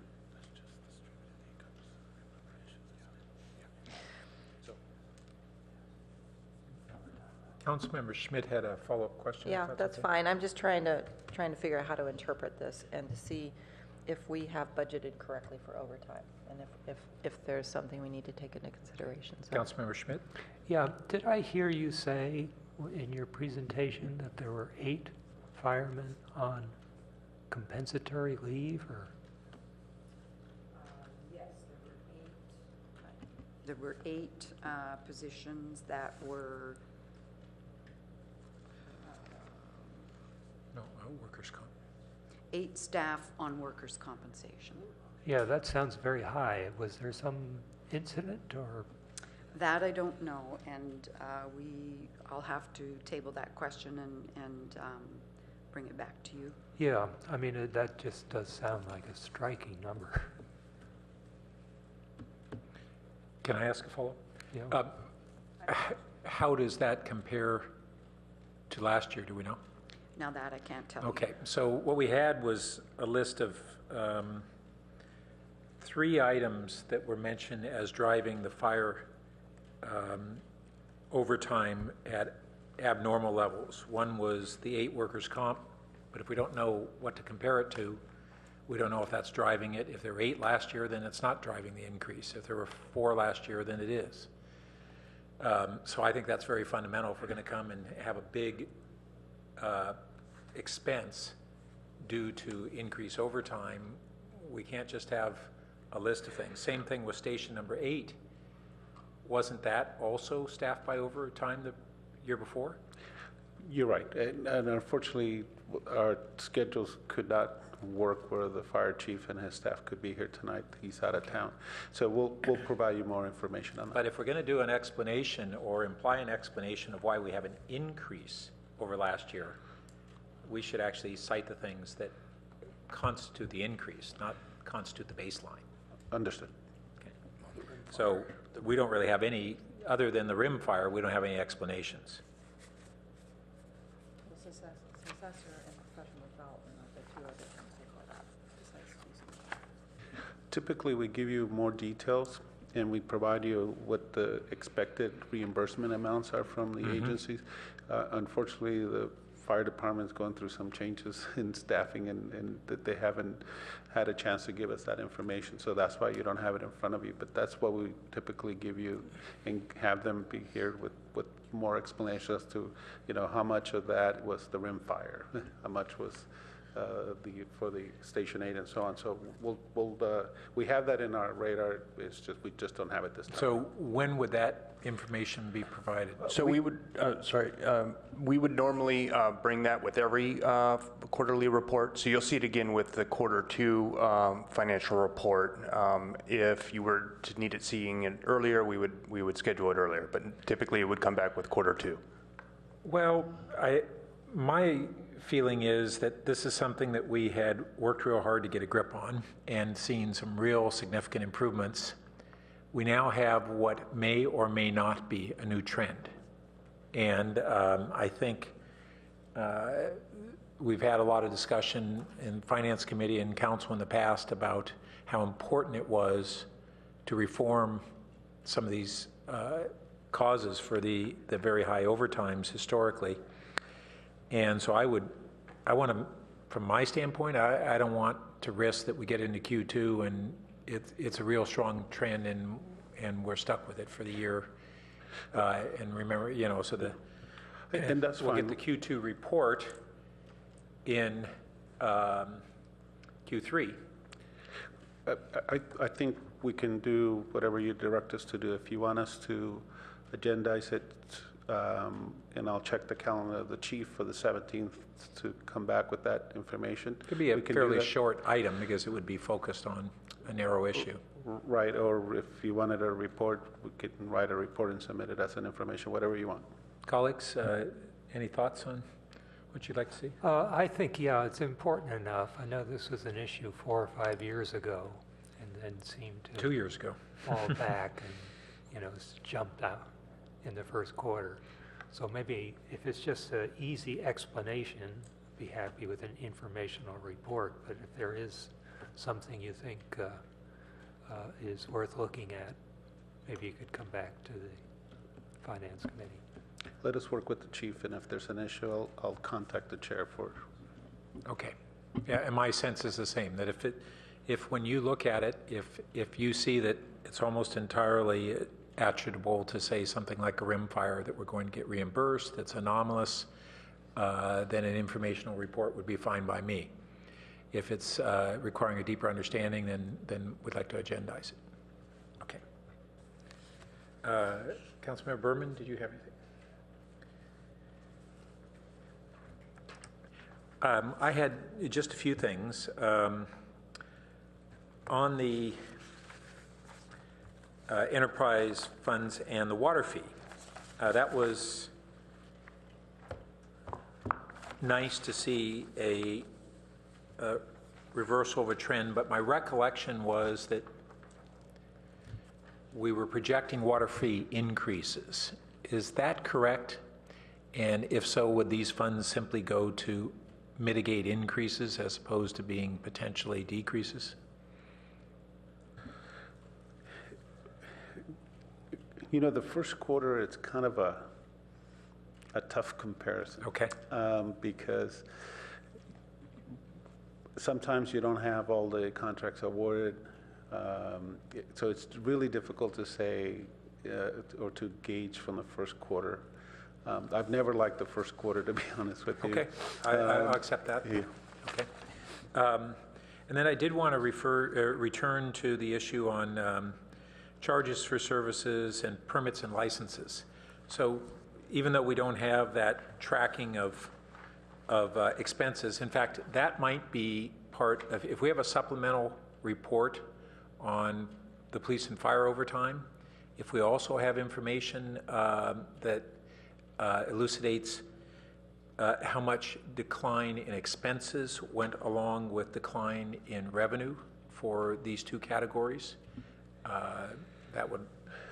So something that we're working on, and it may not be something as simple that we could do on the 17th, and this has been our big challenge, and we're trying to address on how to add resources to get this done, because it's a timing situation. So we're working on how to best to illustrate it, because you may pull the permit, pay the amount, but the work doesn't get completed in that particular fiscal year.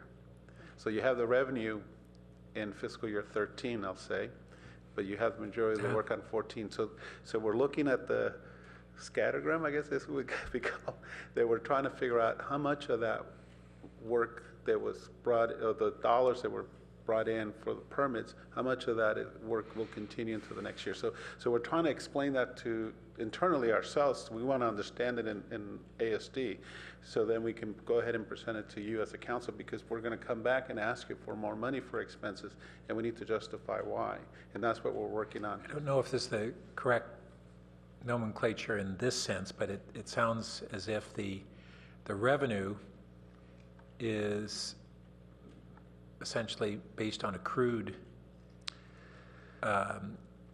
charges, and the expenses are on a cash basis as they go out. So what Laura is working on with the team is that we need to identify those figures before we close the books and say these dollars really belong to to the next year, because the work's going to be done next year. So if you're able at a high level to say, on average, in these categories, you know, we get roughly this correlation between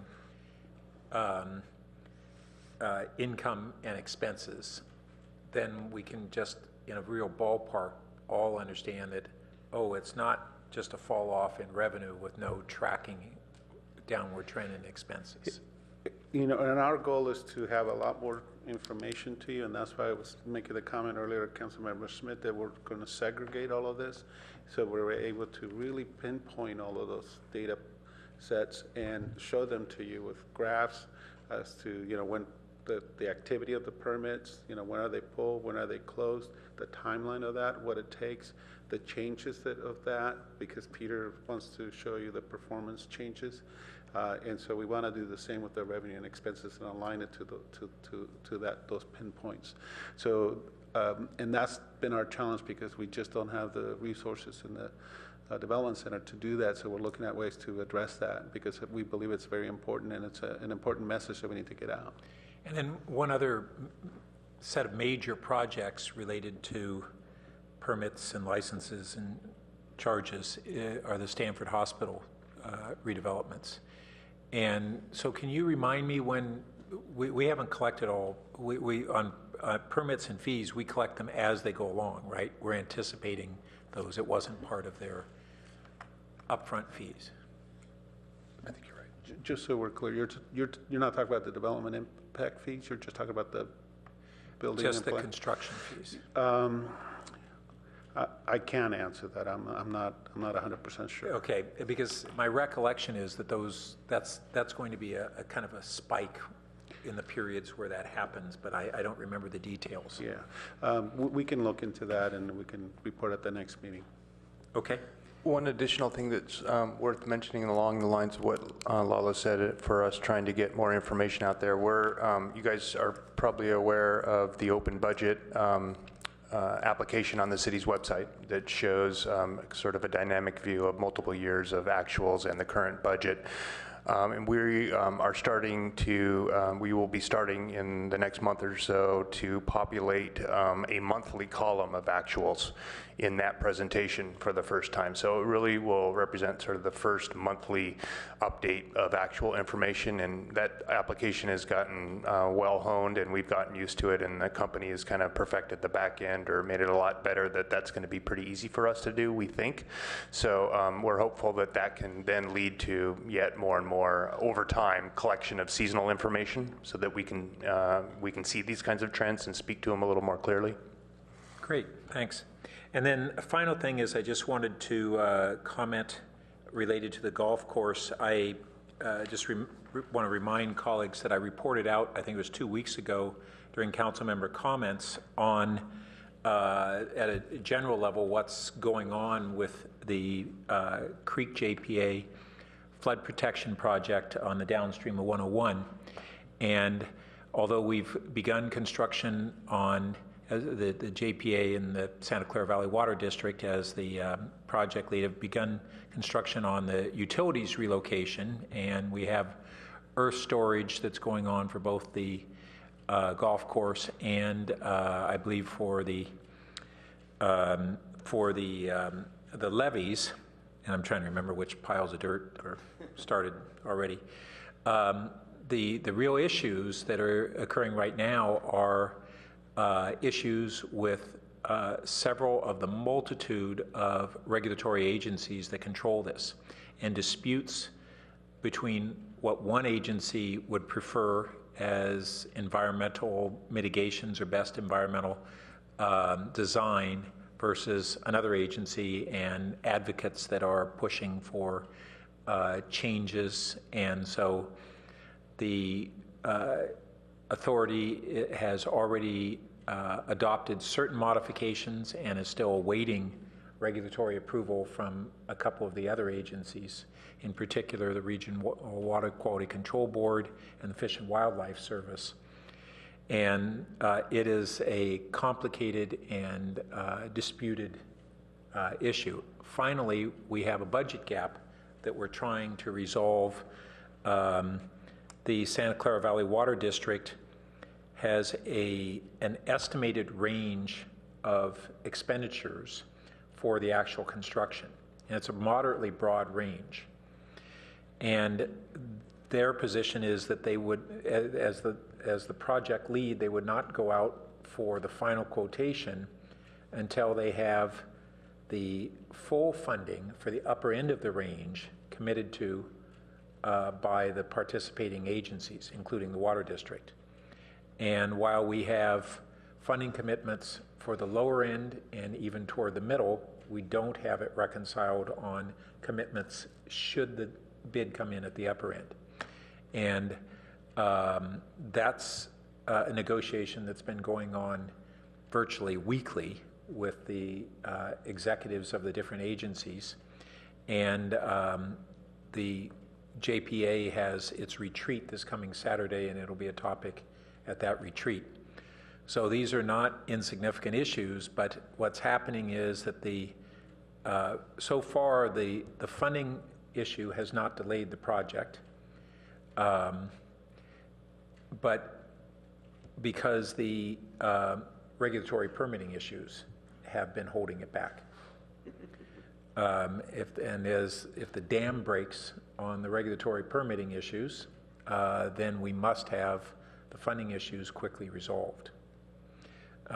So that is impacting our golf course because it was kind of a state of limbo, and there were expectations that construction would all be happening, and therefore we didn't book tournaments, et cetera, and we'll hear the more detailed response. But at a high level, those things are impacting our course revenue. Yeah, Pat, just a note from the Parks and Rec Commission. They found that once they started piling dirt there, informal word of mouth went out that, oh, you know, this course is in hiatus, and they had a drop in rounds of something like 50%. Right. My understanding is they're going back out, trying to communicate well to the customer base that a pile of dirt off the side of the course is not the same thing. Yeah, they're giving discounts and gifts. And so I know that they're working on that now. Yeah. Yep. That's right. So I have a question. Do we need to make a motion to have them bring it forward to council, or are you going to just do that on your own? On the first quarter? For the golf course. If you make it a motion, that's fine. We don't need it. We're going to do it. You're going to do it anyway? Yeah, okay, yeah. so I'll just expect that to go forward. Good enough. And we don't have to take any action on this? No, this was just information discussion. Right. Okay, so we're ready to go on to our third item, which is the CalPERS annual valuation reports for the city's miscellaneous and safety pension plans as of June 30th, 2012. Yes, we're switching team here. Walter Rossman, our OMB director, is going to give you the update. Typically what we've done in the past is put it in the packet and let you read it. We thought that in light of all the discussions and concerns about pension, that we try to answer your questions. This is not a report we prepare. This is a report that CalPERS prepares, but we try to understand it as best as we can. And so let me turn over to Walter to give you a quick overview, since I know you were here very late last night. If you don't mind, I just wanted to do a shout out on page 9 of the staff report. I really like the way that this last agenda item, I think it's last agenda item, calculated how many employees we have under which tier and the movement between those tiers. I thought that that was well articulated and simple to read, and thank you. Good, and we'll add the salary portion to that as well, so you'll have a sense out of the payroll, what percentage is that, because that is how PERS calculates our rate. So, you know, as you can see, about 20% of our workforce is now in the second and third tier. Right. So it's a good number. And I know that was the last agenda item, and then when we go into this one, the numbers start to float again as to how many people are in which pension bracket. And so okay. I just wanted to do a shout out so that Good. you know that I could actually read that, and it was easy, color coded, the whole thing. It was great. Thank you. Good. Oh, she's going back. Yeah, that was under the first agenda item. Okay. Wonderful. Good evening, committee chair and council members.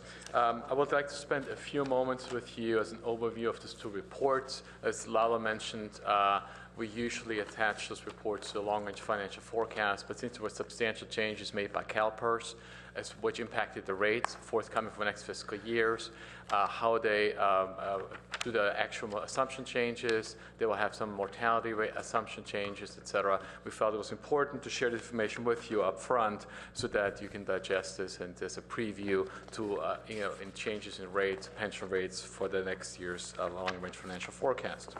So what I'm going to talk about is valuation and actual assumption changes. We'll go into mortality assumptions, which have not yet approved by CalPERS. CalPERS, but a schedule to be approved.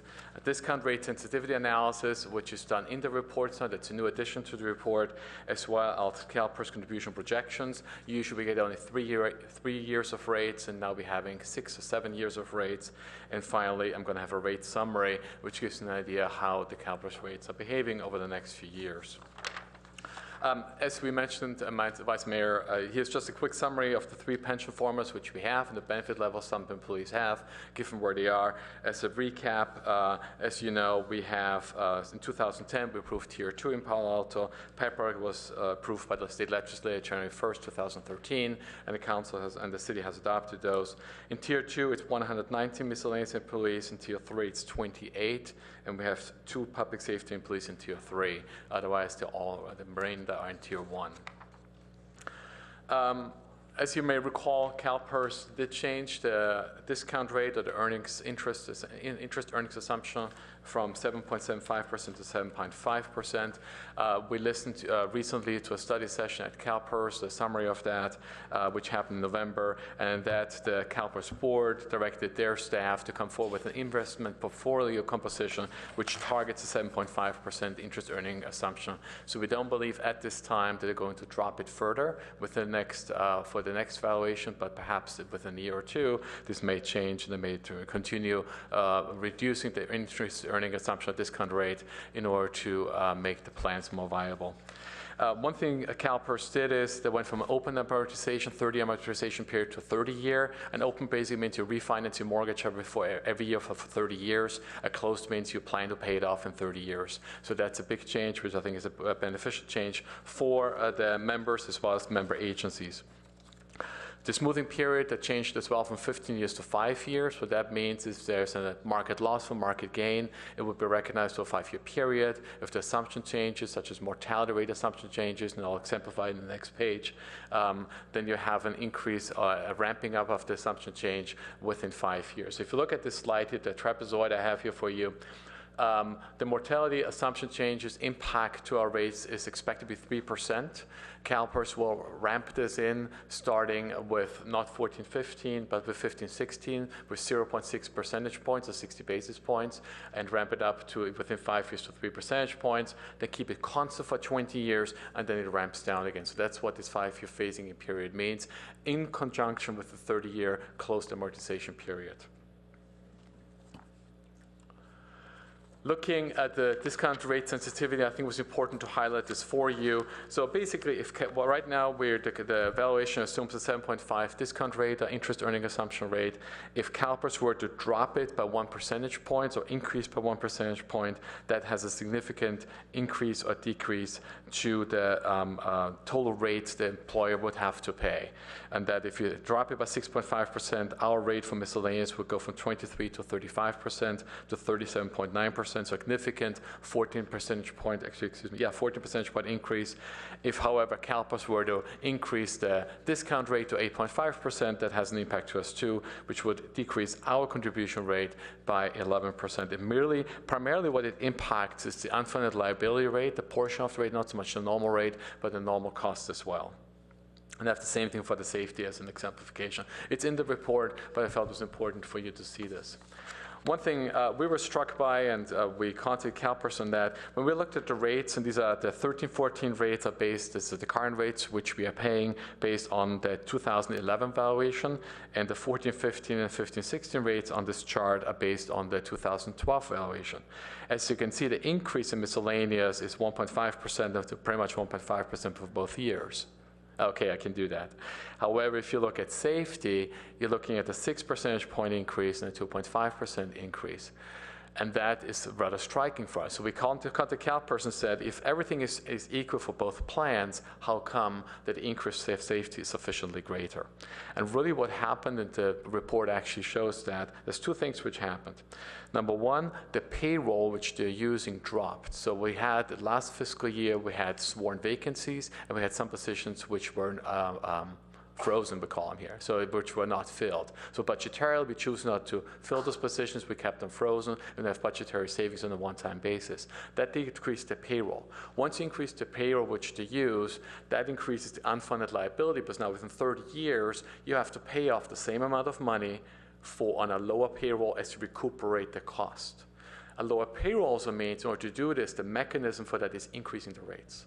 So it's a factor of having a lower payroll which changed this. Now this will have a positive impact for the 13 valuation because we're enough more fully staffed, we're going to have a higher payroll, and this have the opposite effect potentially. We don't know yet exactly, but they take a snapshot with the valuations of the payroll based on June data, and based on that to do the valuation and figure out how this impacts the rates.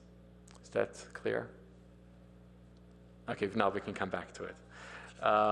And lastly, really what I looked at is how have the rates changed over the last few years and how I expect it to change based on the valuation reports. If you look at that slide, in 2007-8, the rates for miscellaneous were hovering around 17 percentage points, 17%. And however, within this valuation, as the CalPERS projects it out, it nearly doubles to 33.4%. The increase in safety is even more drastic. For the same period over 10 years, it's expected to more than double, at 118% increase. Now, there's two caveats I want to mention here, what we know today. These rates do not assume any assumption changes for mortality. There will be an increase in negative, higher impact to the rates. It does not include any kind of assumptions for Tier 3. Because what happened with Tier 3, it's a timing issue. The valuation is as of June 30, 2012. PEPR wasn't approved yet on this day, nor was it in effect. So as PEPR comes into effect and people will be in Tier 3, that will have a positive impact on the rates to some degree. Again, PEPR means people have to work longer and to get a lower benefit, and that's capped up to a certain income level, adjusted every year. So those two effects are not yet in the rate, but still I think it's important to look at this graphically, that we can expect our pension costs to increase over the next several years. That concludes my report for today. Colleagues? Vice Mayor Shepherd? If you don't mind staying on this slide, but when you put it into the package of the report, you have this other template that takes us through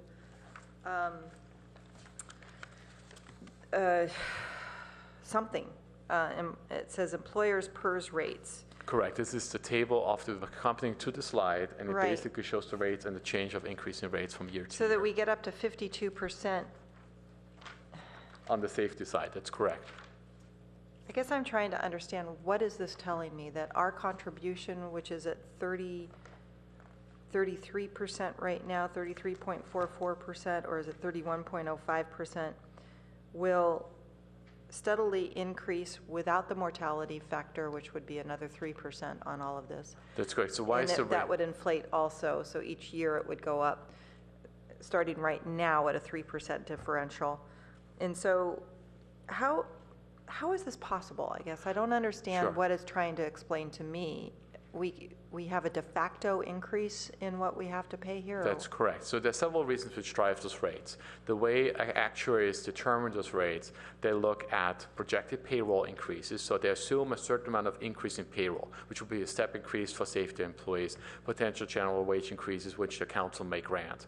So they have a certain assumptions behind, I think it's 3.5% approximately, of increase in wages.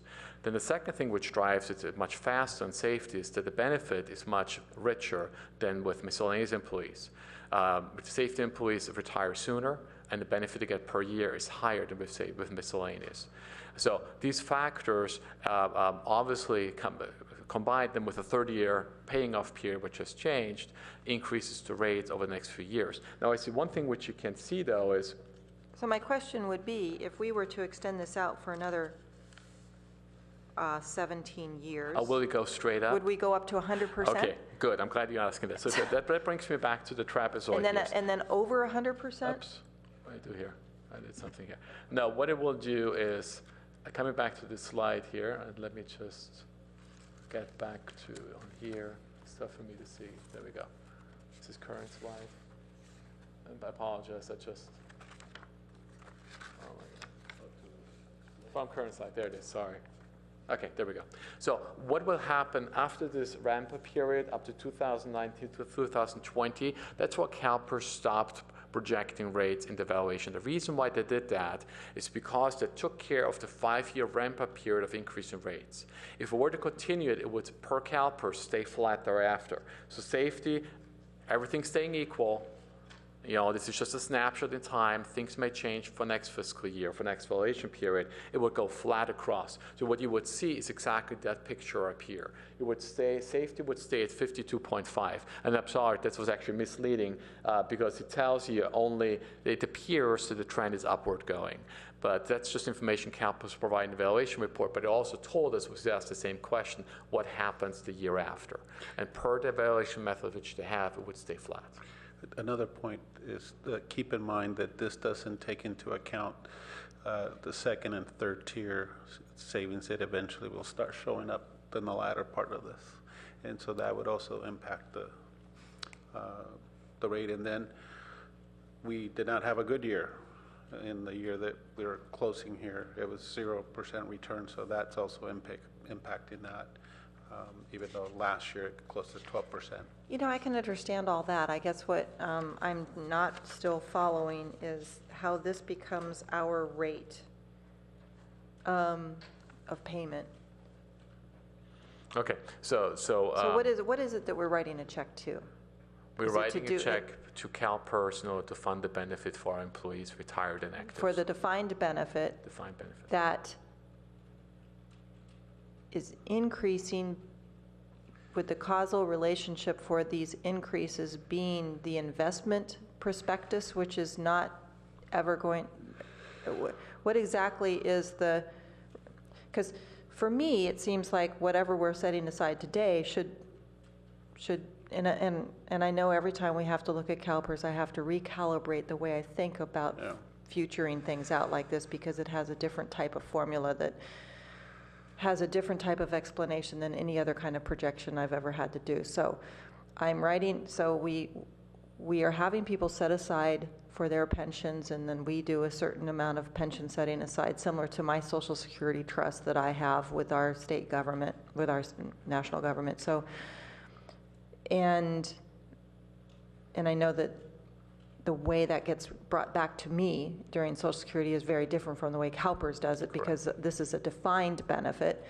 So the defined benefit has its own fuel system to take off, so that we're never really collecting from somebody as they put into their pension what it is that will be taken out. Is that what's happening here? Because I'm not following how it could increase like this, and I'm sorry that I didn't look back at past reports where I did understand this. Right now, I'm not understanding it again. Sure. So it's several things which CalPERS did. CalPERS changed the actuarial assumptions, which I mentioned, from 30 years open to closed, the 5-year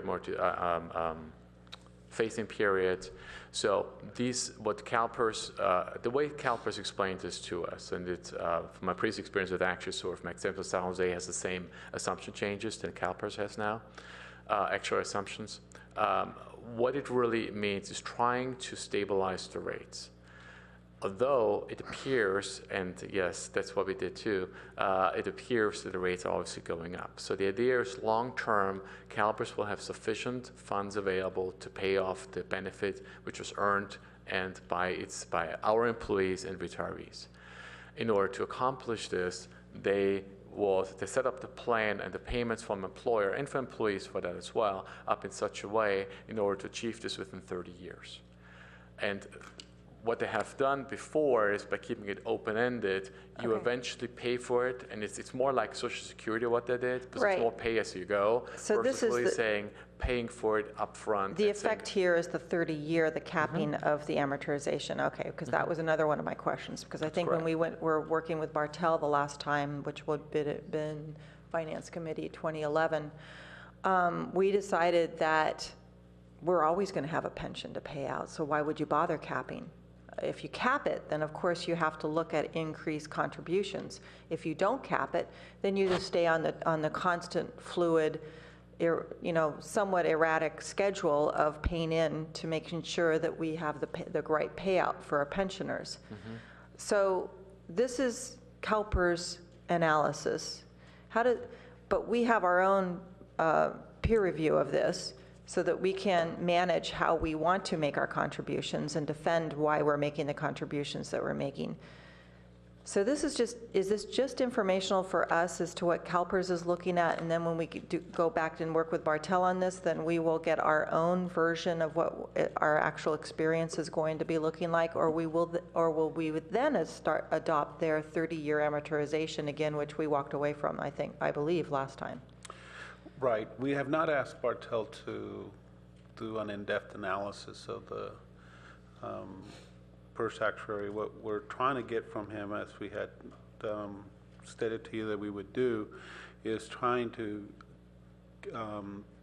do a projection of what the impact or the potential savings of the second and third tier would be. So we would then adjust this number or incorporate it into this number. Which is fine. It's just that one amortization thing, I do remember the conversation about that, and that was one of the variables that we could change in order to change what our payment was going to be, knowing that this is not like we're paying off a mortgage to a building that we're then going to have to go and rebuild again, because we need to recreate the building for, contemporary use. And instead, this is the treadmill that Social Security is on, actually. Just as long as we have our variables right, we should be fluid in our pension. And so this changes that experience. And it's it's going to be more painful, but I think it's the right thing to do.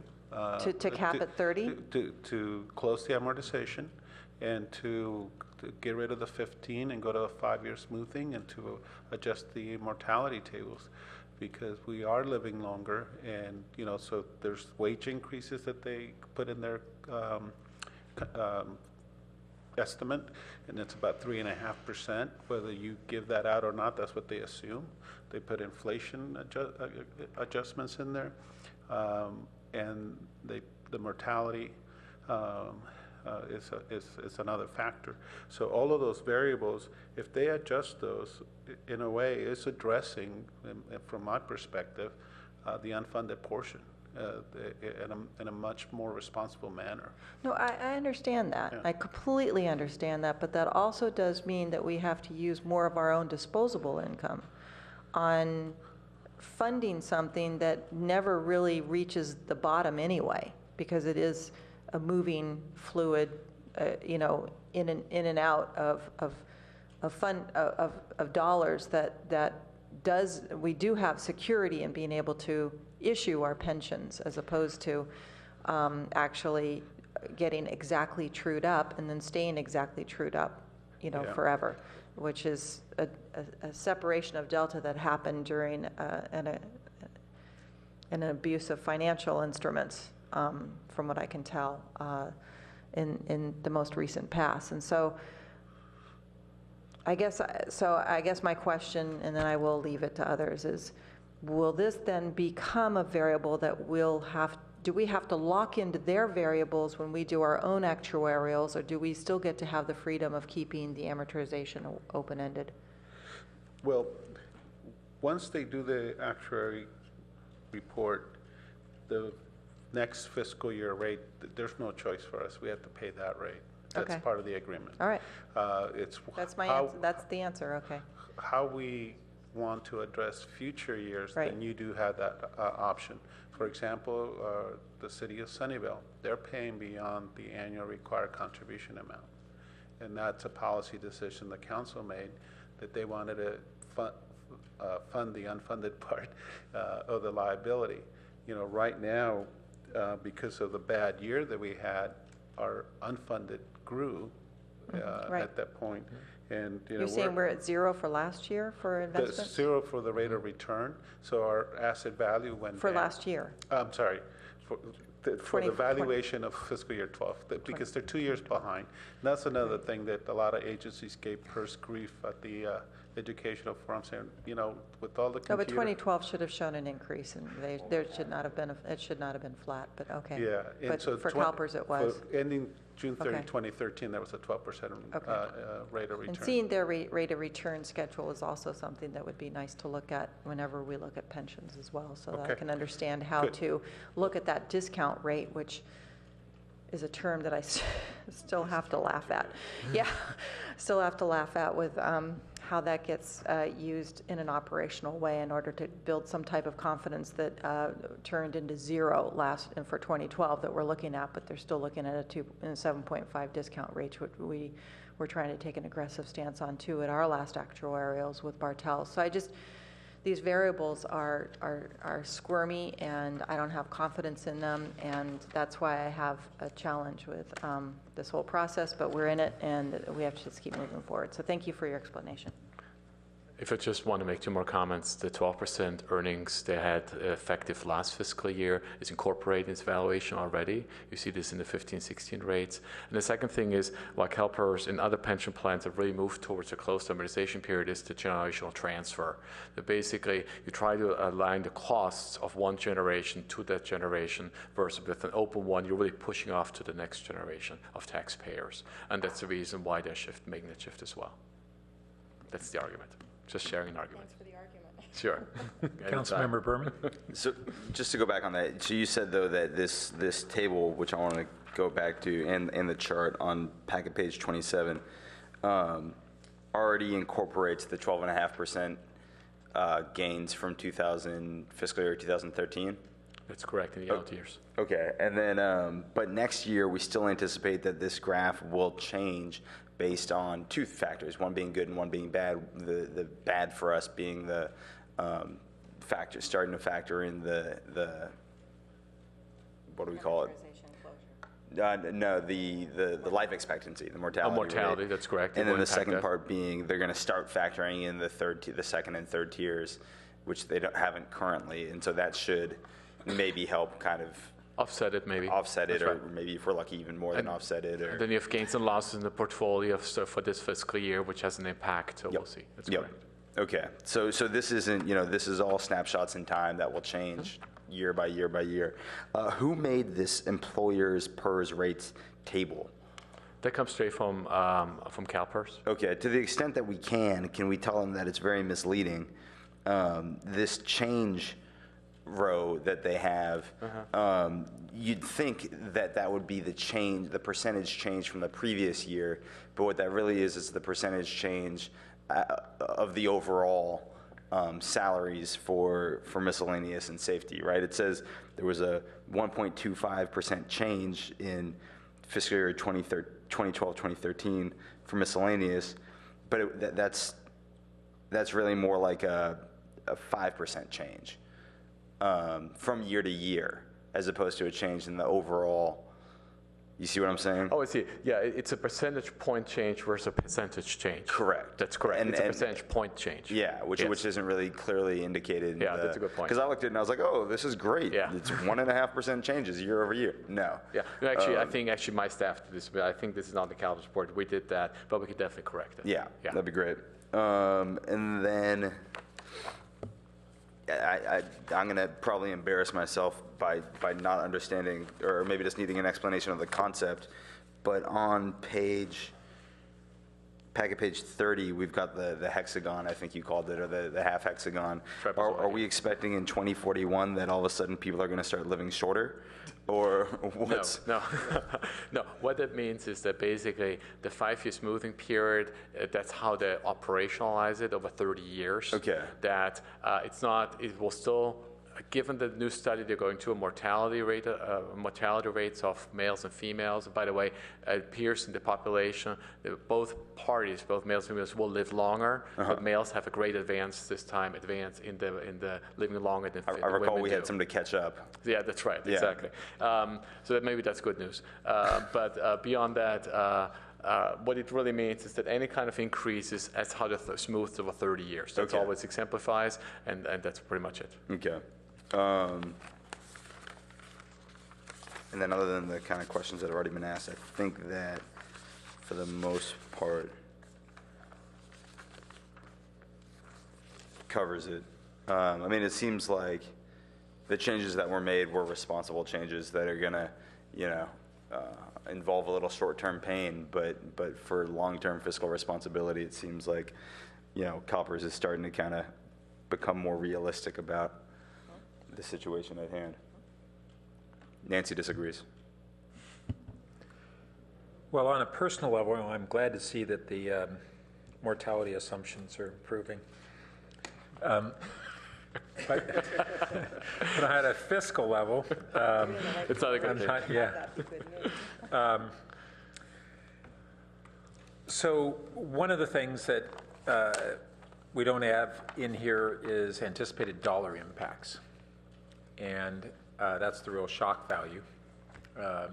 Percentages kind of bury what it really is going to mean in terms of our budget.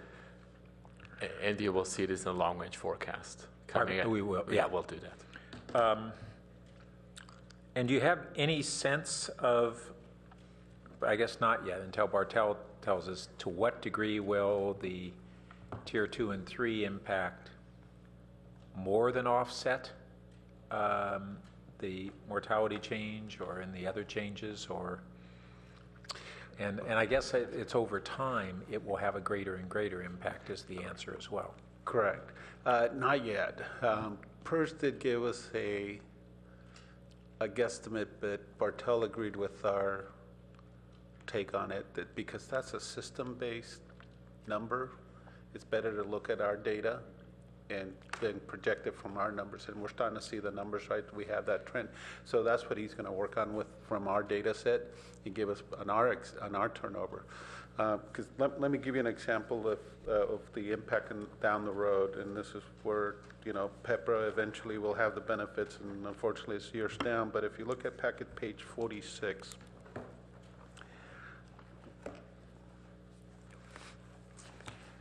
and you go to under require employer contribution to number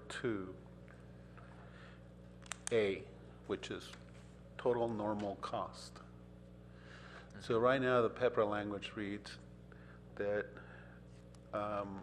employees in Tier 3 for us will pay 50% of the normal cost, or up to the equivalent what the other work groups pay. So as we transition over to fully being on PEPRA, and that's years down the road, then they're going to be paying 50% of whatever that number is. So that's what the impacts of PEPRA are down the road. So, we're not going to see an immediate one, but we're going to see one as we go forward. And it's not 50% of the 26, obviously, but it starts to make a significant change, because that number, if we were to, warp speed to that point, it would be 9% versus, 7% or 8%. And if that number changes, then that 50% share is already set in place. So that's just to kind of give you a sense of what PEPRA was intending to do.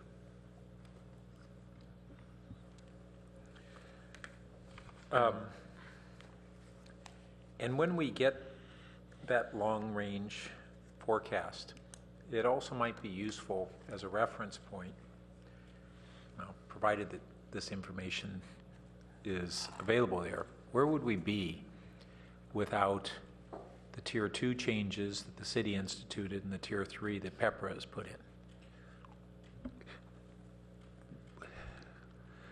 We're not sure if Mr. Bartel will be able to get us all that data, but we will definitely update you as soon as we have the data. So we may give you the report, and then here's the new look based on the information we have, but we will give you something next year early. Okay. And that covers my questions. Councilmember Schmidt?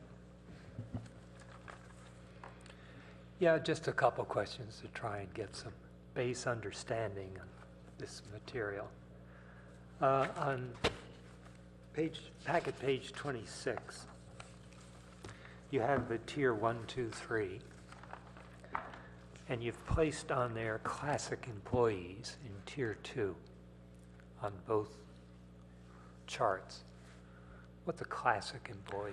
A classic employee is defined, and maybe it's CalPERS, maybe I think other agencies do this too. Those are employees like me who have been with a previous public agency and move into Tier 2. Since I have already activity with pension benefit with another public agency in California, I immediately be grouped in Tier 2 as a classic employee. Although I'm new to Palo Alto, do not move into Tier 3. So those are the classic employees. But increasingly in the future, they'll show up in Tier 3 as well. That's correct. Well, there's yes and no.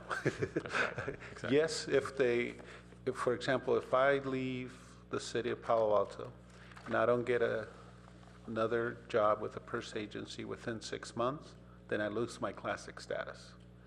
And then I become a new PEPRA employee, Tier 3, assuming that I go and work for another agency. But then you would start in Tier 3. That's correct. So city managers are very worried that if they leave a city, they got to get a job within 6 months to stay in the pension system. Oh, that's interesting. So that applies for everybody, but I was just making a little joke.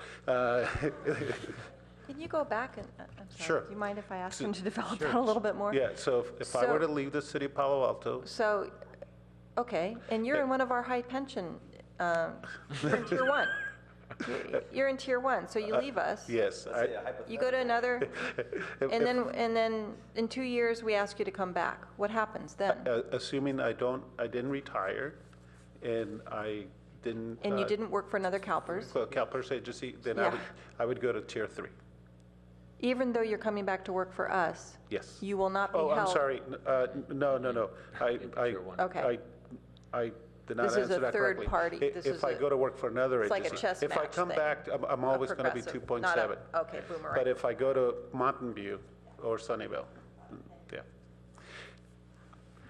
Okay, let me take that question a step further. On unfunded accrued liabilities are the important element for us. How do they treat people in varying categories? If a person leaves Palo Alto, do we then wash our hands if CalPERS a year later discovers, oh, we've been underfunded? That person is off of our books, or do we get billed? Does our rate get billed for the time he was here? It's basically in suspense. I'm trying to get to the page, and I'll point you to the page. What CalPERS does is they keep track of the following categories. Active employees, so that would be us here at the table. Transferred employees, which are employees that went to work to another CalPERS agency and are working for them. I guess page 111 has a list of those. You found it faster than I did. Yes, that's exactly it. And page 111. And terminated members, what terminated members are people that have left the city of Palo Alto after vesting 5 years, but have not gone to another purse agency. It could be somebody that never intends to go to another purse agency. They're just waiting to be eligible to retire to submit their paperwork. Or they could, at some point, decide, I'm just going to cash out. And then there's the actual retirees, which is number 4. And so what you see here is... Now, I guess I'm concerned with the 3 categories of transfer, terminated, and retired. Yes. When CalPERS changes their actuarial demographic assumptions or looks at us and say, oh, you guys haven't paid enough, how do they treat those 3 categories? Well, the biggest concern, because those assumption changes are for everybody in the group. You know, it's if they say mortality is going to go up, it changes for everybody in these groups. But the biggest concern for us would be Go ahead. under number 2, mostly, if the transfer member goes to another agency and starts earning a higher wage, because let's say that that person had 5 years in Palo Alto and they put in 15 years somewhere else and they retire at the single highest year or the 3-year average, those 5 years of Palo Alto count towards that bigger portion. So that's where it impacts us, and we just don't know So our rate might be influenced by a number of people who are in that category. And then and CalPERS makes certain assumptions for this, but, you know, it's not going to be exact. So in the opposite case, someone joins us at 50 and works here 5 years. We pay for the 5 years, but someone else pays for The 20 years. Yeah. And we had examples of that. The Post ran a story, and not to rat them out, but where they were saying Palo Alto has a bunch of retirees over 100,000. Well, not all of the obligation was Palo Alto. So I pointed that out to them. You know, you got to be careful when you say that, Yeah. because you got to know how many years of service were Palo Alto. Yeah. Do we know that when we hire people?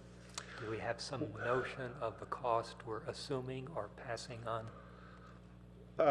Well, I mean, when we're looking at the application, we'll get a sense of, you know, assuming we have a notion of which cities are PERS.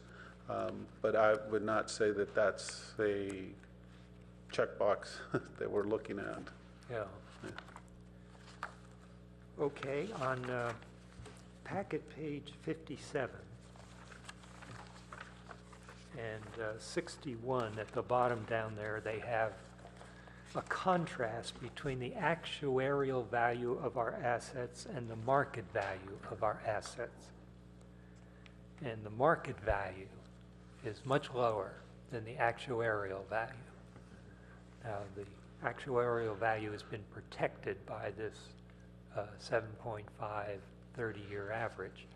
As they move to a 5-year average, I assume that they will move the actuarial value closer to the market value. That's correct. It was the I'm sorry. It was the 15-year smoothing period, which really protects the actual value of assets, because any kind of gains and losses is smoothing out over 15 years. Now you have to, within 5 years, when you see them much closer getting aligned. That's another reason why they're doing this. The other thing is really, it's GASP 68 you got today as a little booklet. That also has an impact how pension plans are now looking at assessing the value of the portfolio, because it really, through the accounting transparency, it really would have created a much greater discrepancy if they hadn't started changing their assumptions changes. Yeah. Now, I guess I'm worried a little bit because CalPERS rates tend to swing widely, and they have 5-year periods that look very bad. So if our value of our assets fall, we are going to be charged a much higher rate. Correct. For at least a few years. And that's what's part of it, what's impacting that 0% rate of return on 12. The unfunded liability went up because the market value of our assets went down from year to year. So this is a good time to make a point here. The CalPERS and the city of Stockton got into a disagreement because the city of Stockton reported their unfunded liability based on the AVA instead of the market value of assets. So there was a big disagreement to actuarial basis and so the bondholders and the federal judge and the court thought that their unfunded liability was X number when it was really Y number, and there was a difference, as you can see.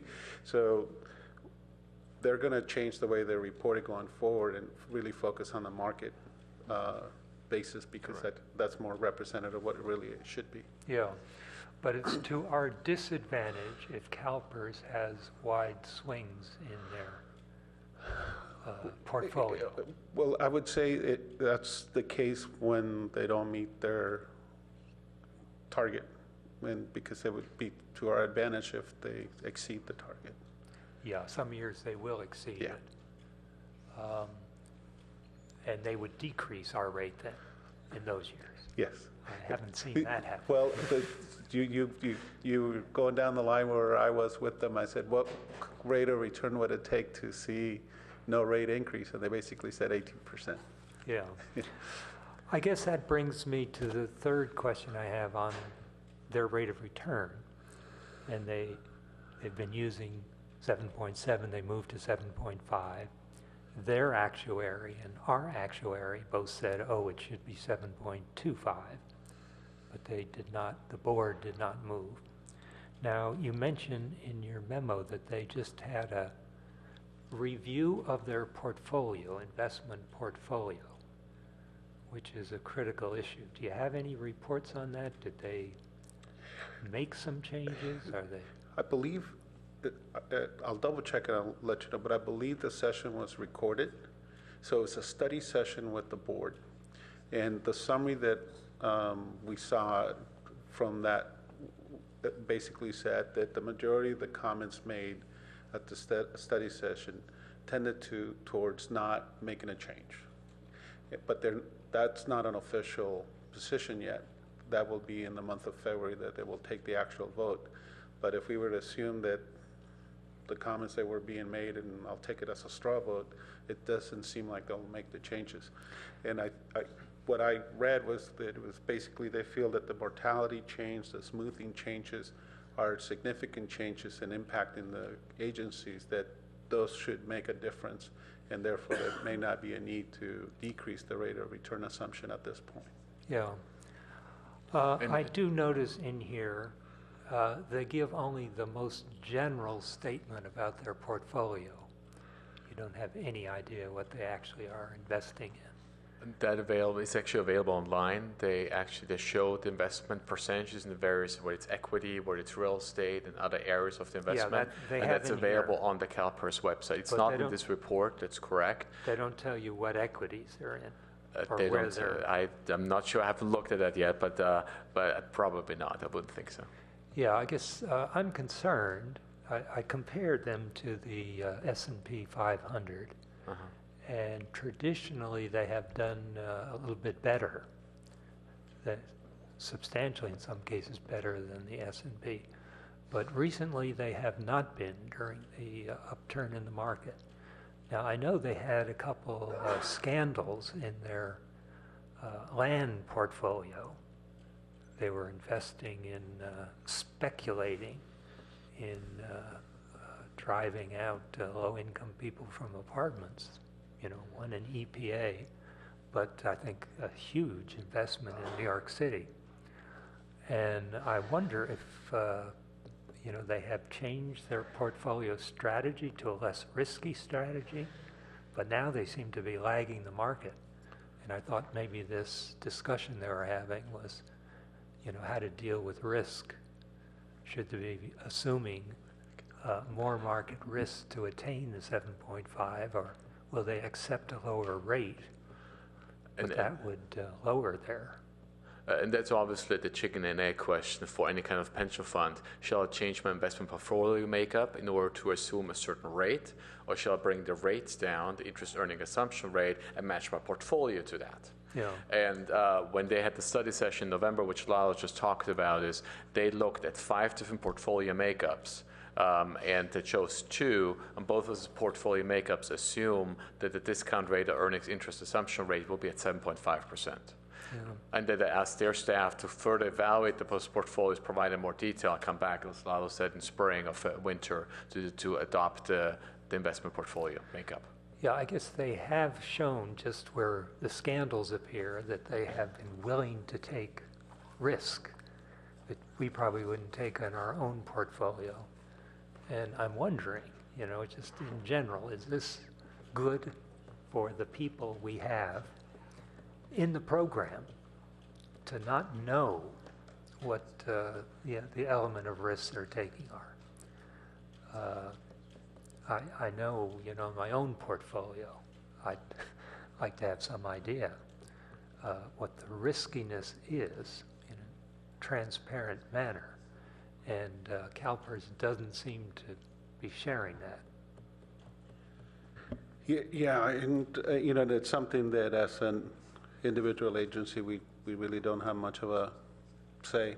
At the forum, they said, well, this is the time for you for this study session to voice your comments to the board and let them hear what your concerns are and how you want to see us manage.